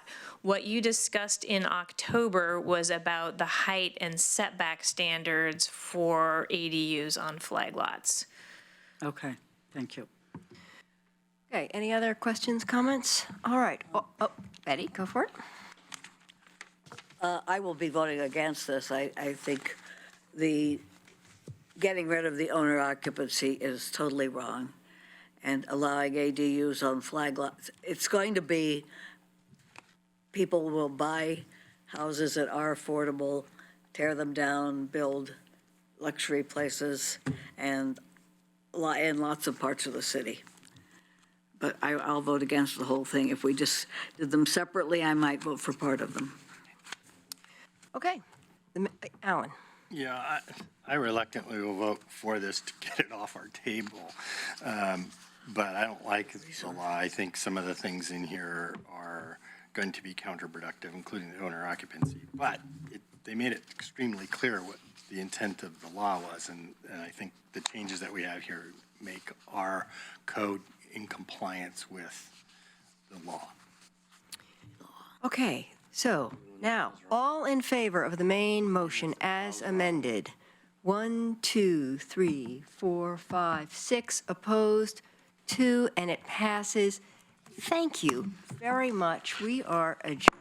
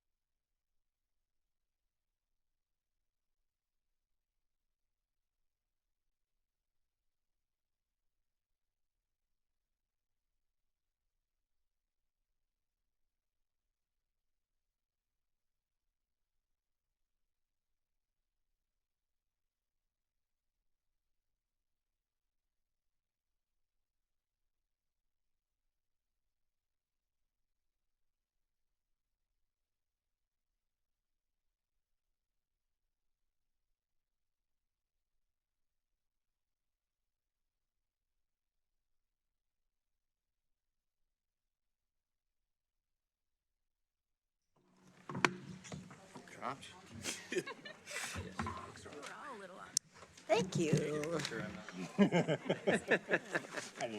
Funny for everybody else, but. Good evening, and welcome to this July 21st, 2020 public hearing. This is a, Manager, do you want to read what this content of this public hearing? I have a long paragraph for this one. Very good. Actually, 3. The first is an ordinance on, and resolutions on Parks and Recreation, SDCs. System development charges, SDCs, provide a means of funding capital improvements that provide capacity and infrastructure systems to support a growing community. Parks and Recreation is one of 4 primary infrastructure systems that are supported in part by SDCs. When the City Council adopted the 2018 Parks and Recreation System Plan, a new project list and priorities for implementation were established. That project list is the basis for updating the Parks and Rec SDC methodology. The City Council discussed the SDC methodology update at 2 work sessions in July and October of 2019. The proposed methodology that is the subject of this public hearing includes many of the concepts that were discussed in those work sessions, including a progressive residential rate structure to incentivize smaller, more affordable homes and a 2-year phase-in plan.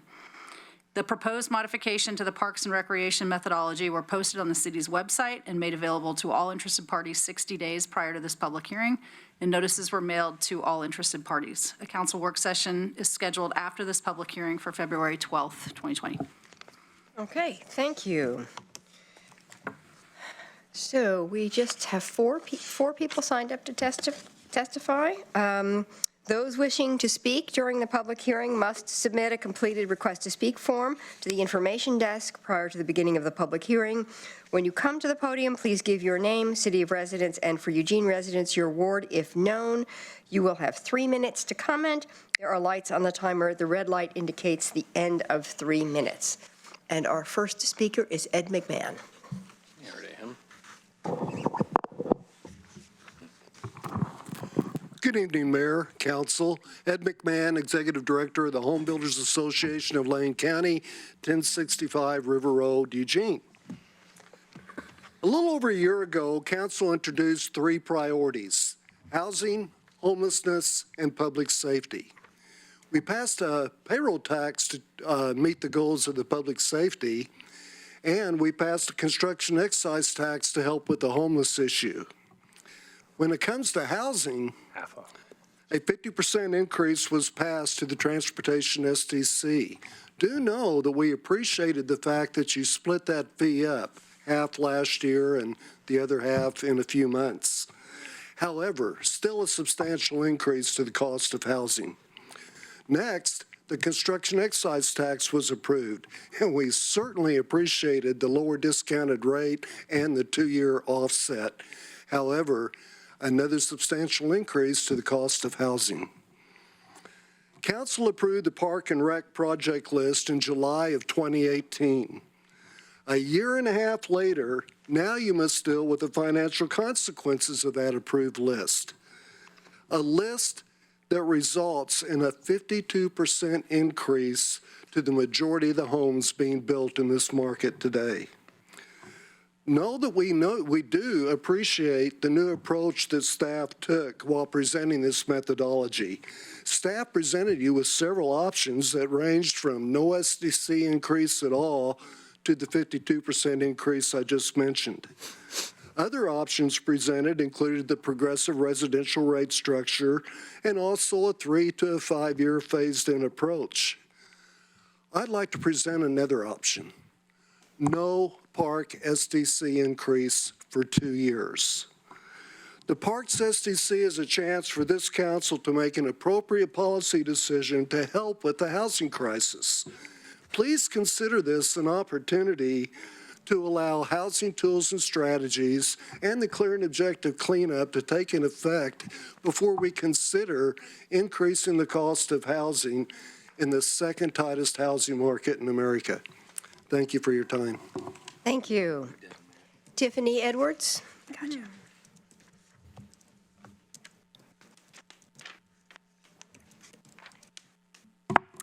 Good evening, Mayor Vinnis, members of council. I'm Tiffany Edwards with Ward 5, here representing the Eugene Area Chamber of Commerce. I'm here to share the position that our local government affairs council unanimously took on the proposed new Parks SDC methodology. This council had previously identified 3 immediate priorities for Eugene: housing, homelessness, and public safety. In 2017, the Chamber was a leader in ensuring unprecedented support for a construction excise tax, which would allow us to deliver more units of affordable housing. We participated and continue to advocate for the housing tools and strategies work to identify and remove barriers to housing affordability, diversity, and availability. Last year, businesses and employees said yes to reaching into their pockets to support much-needed public safety and homelessness service support with a significant $23 million annual payroll tax. The Chamber also supported the city's parks bond and levy that the community supported at the ballot last year, and the phased-in approach to the transportation SDC increases.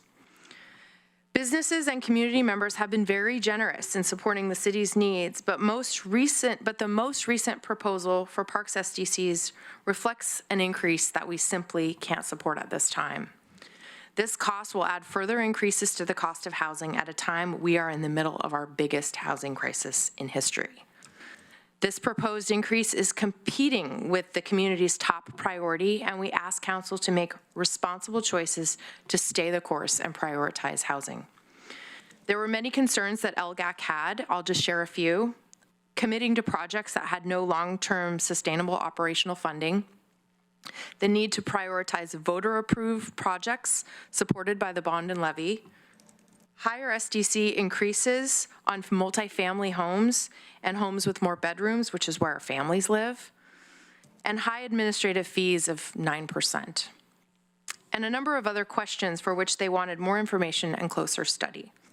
So in closing, the Chamber proposes no increases at this time and believes the current budget will support the Priority 1 projects, and we would support further study over a 2-year period and would be happy to participate in those efforts. Thank you. Thank you. Michael Gannon.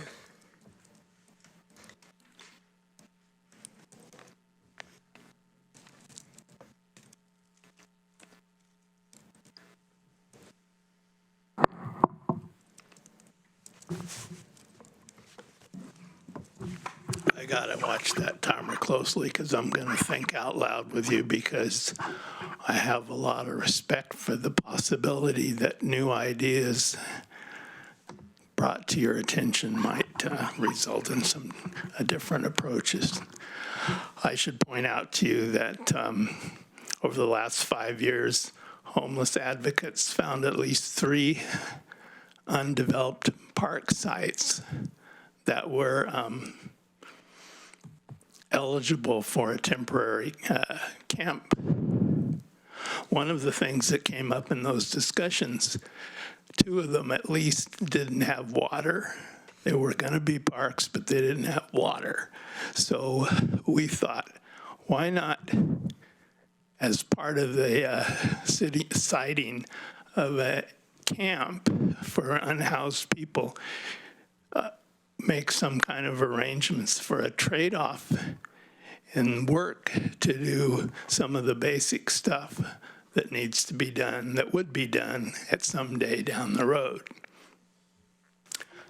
I'd also like to point out that right now we have a number of people sort of looking at every aspect of criminalization of the poor. And one of the fundamental places is the speed with which a person can be ejected from the parks and prohibited from being there for a long period of time. So I think that it's really important to take a look at how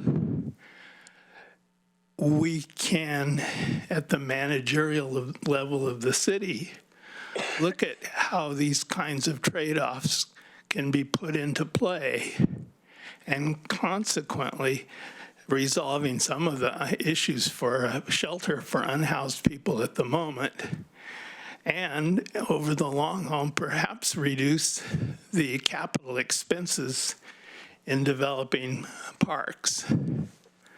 It's really important to look at those possibilities because there are trade-offs going on. And the other final thing I wanted to say in terms of looking at the parks is that I proposed 5 years ago to the Parks Department that volunteers that I was in contact with would be interested in planting evergreens to combat global warming. And the response from the Parks Department was, we have enough trees, we're all ready for global warming. I don't think that's even close to reality, and it really needs to be examined. And maybe there's another trade-off happening here, that good parks will lead to more protection of the atmosphere. Thank you. Our final speaker is John Borofsky.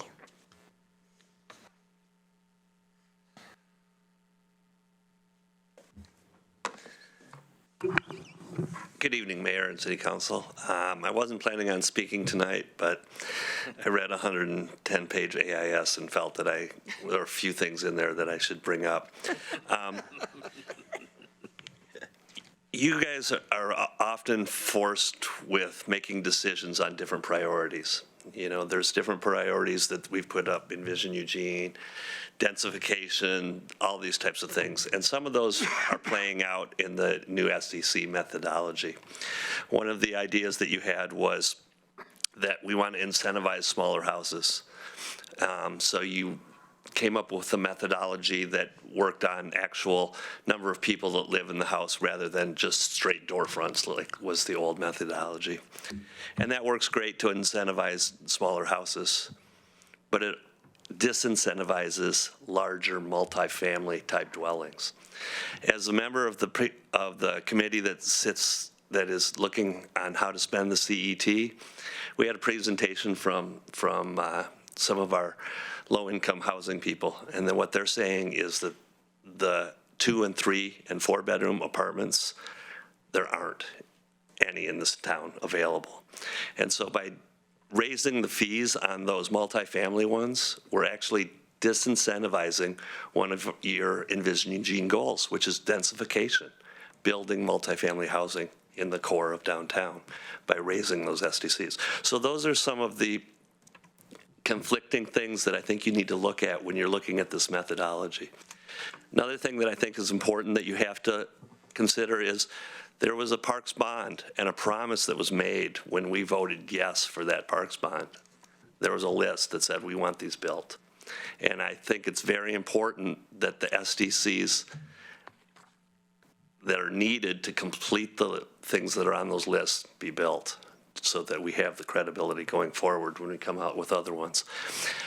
I don't know how you balance all of those, but I think that stepping back and taking a deeper look may be appropriate, because it's not just, if we put it in this way, we're going to fund all these projects and we're going to build small houses.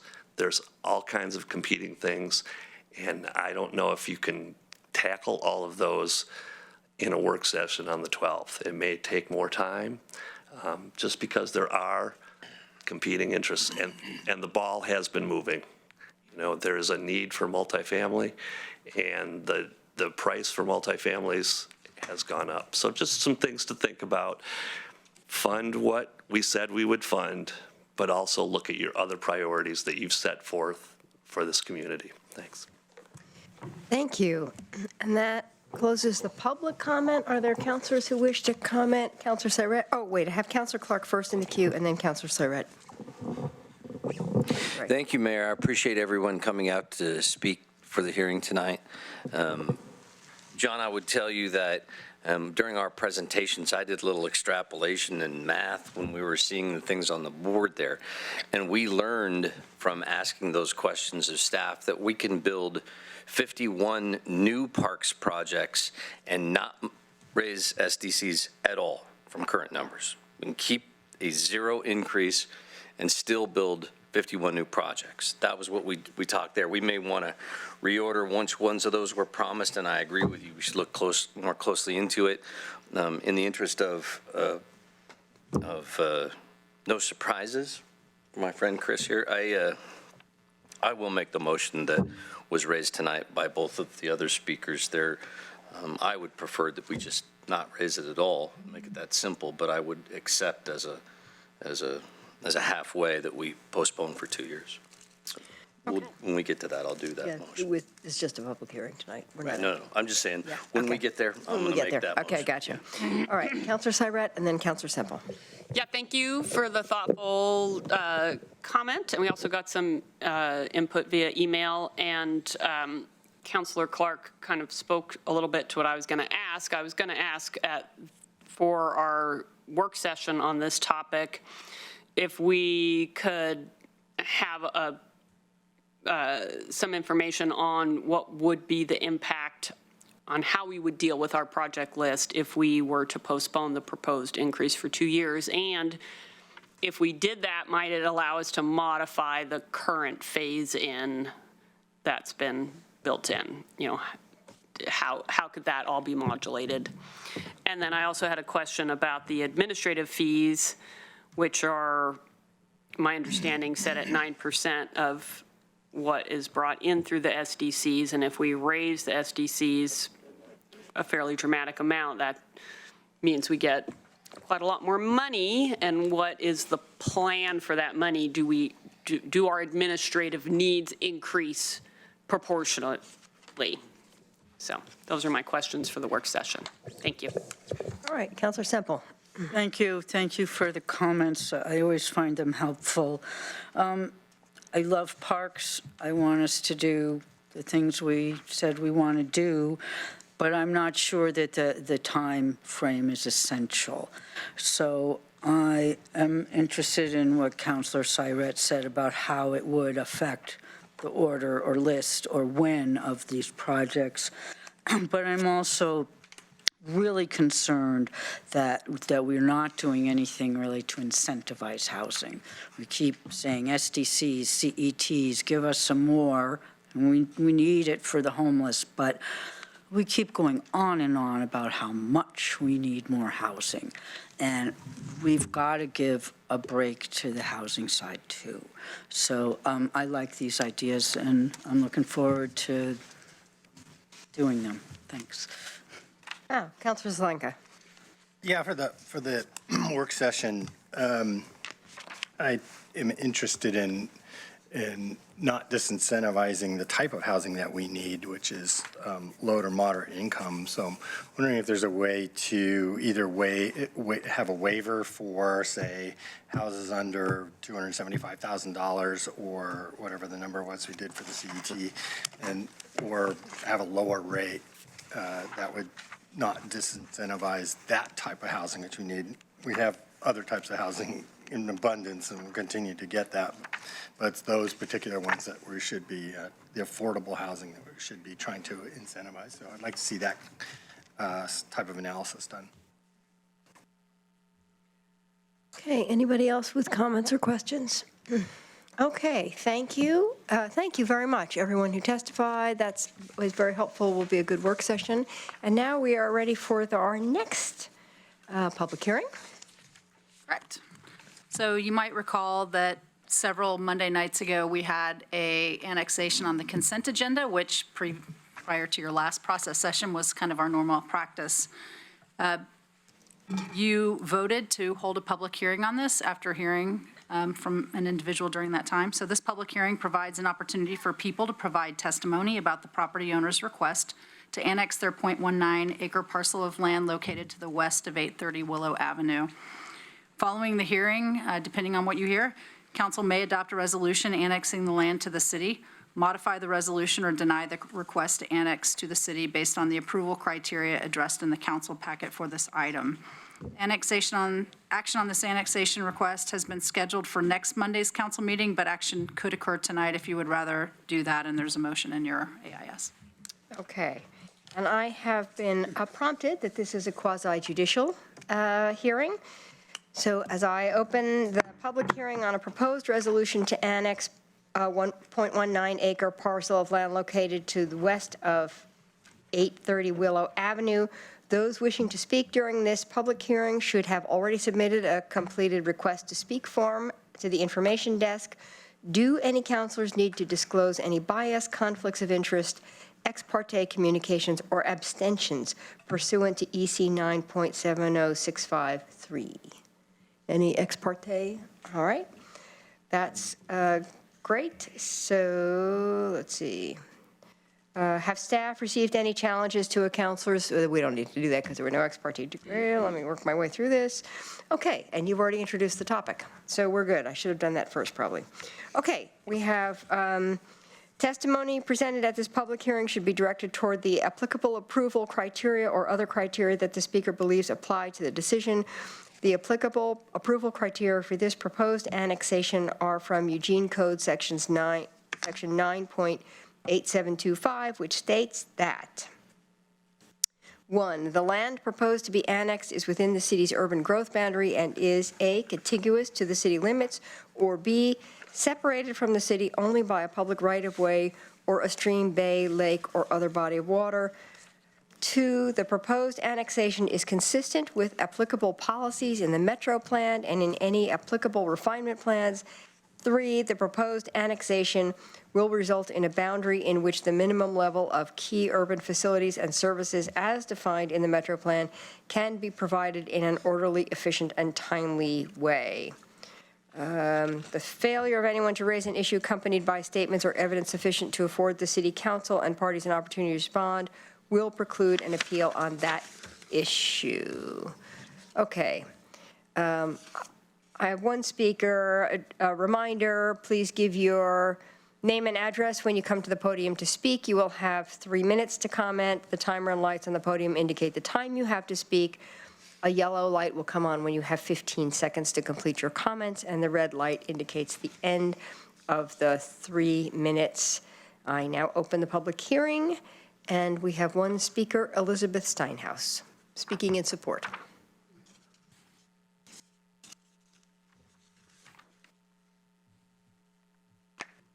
I'm Elizabeth Steinhaus, 3660 Sisters View Avenue, Eugene, Oregon. I don't know what ward I'm part of, but I am going to keep it short and sweet. I'm the owner of the said property, and I'm not sure why we're even here at this point. I don't know what the objection was. I'm just here to say that, the idea of wanting to have housing available to people, this is a buildable lot. This is a lot that will have a home built on it. It meets all the criteria for the annexation. The application was submitted and it was approved through the city. As far as I know, there were no problems, objections. I met all the criteria. I have no idea why we're even here, but I'm here to say that I would like to see it approved tonight. We'd like to move forward with construction on the property and get another home on a completely vacant lot that's been sitting there for a long time, not being built on. Someone can own a home and live in it, and I think that's part of your goals from what I'm hearing tonight. That's really all I had to say. Okay, thank you very much. And address anyone else's objection, if there was an objection or a question. Thanks so much. Thank you. Okay, any counselors wishing to comment? Okay, I have Councilor Clark, and then Councilor Zelenka, and then Councilor Syret. Anybody else? Okay, Councilor Clark. Thank you, Mayor. I just wanted to go ahead and respond by saying this is more of a structural thing. There are an awful lot of annexations, especially in the River Road, Santa Clara area, that take place. And we, sometimes by how we structure the approval process of those annexations at this table, we end up with some with the ability for neighbors or other people to come and be heard if they agree or disagree, and sometimes not. So oftentimes we will just reschedule something in order that if there's any neighbor that has an issue, they have a chance to speak their piece. Nobody did, so everything's good. You're out of turn, yep. Yeah, You're out of turn. I'll talk to you later if you have a Public question. hearing, but afterwards. Okay, Councilor Zelenka. Oh, Sorry. Yeah, I think this I got is, you. more of a pro forma thing than anything else. But I did have a question. I didn't quite understand the maps. How would this property be accessed, by Caprice Way or Willow Ave? Because it looks landlocked. So is the right-of-way behind the houses on Caprice Way? Is that that's a private access utility? Good evening. My name is Althea Sullivan, an assistant planner with the city's planning division. If you want to go to page 125, and that's the page in your agenda packet. Map. So and I have my pages turned this way. The property that is in for the annexation is shaded or crosshatched. And then you can see extending to the right of the page, there's a dotted line. That area is an easement, so there would be a driveway, which would provide access from Willow Avenue, and Caprice Way would not provide access to this property. Okay. And that doesn't currently exist, the driveway? I'm not sure what exactly is on the property. I know there's part of a driveway there, but there is an easement that exists on the property right now. Thanks. That's all I have. Okay. Councilor Saret. Thank you. Well, thank you for coming down to the public hearing and reiterating your meeting the criteria for the annexation. We did have someone come to our general public forum on, I have it as 11/25, and raised an objection to the annexation or questioned whether it was practical. And so rather than just approve it as a pro forma in the consent calendar, a couple of councilors, including myself, made a motion to move it to a public hearing in order to just give sufficient time if there were other folks out there who had some questions that we wanted to explore before making the approval. So we did kind of put you through an extra step to try to do our due diligence and be responsive to what we had heard at public forum. So we do appreciate you coming down to speak to us tonight and sharing what you did. And I hope that the mayor will entertain a motion to approve the annexation this evening. Absolutely. Okay, any other comments, questions about this? So at this time, I'll close the public hearing and the record. And as you have requested and the manager mentioned, we can act this evening, and we have a motion. I move to adopt a resolution approving the proposed annexation request consistent with the applicable approval criteria. Second. Any further discussion? All in favor? 1, 2, 3, 4, 5, 6, 7, 8. It passes. Thank you all very much. Thank you for coming, and we are adjourned.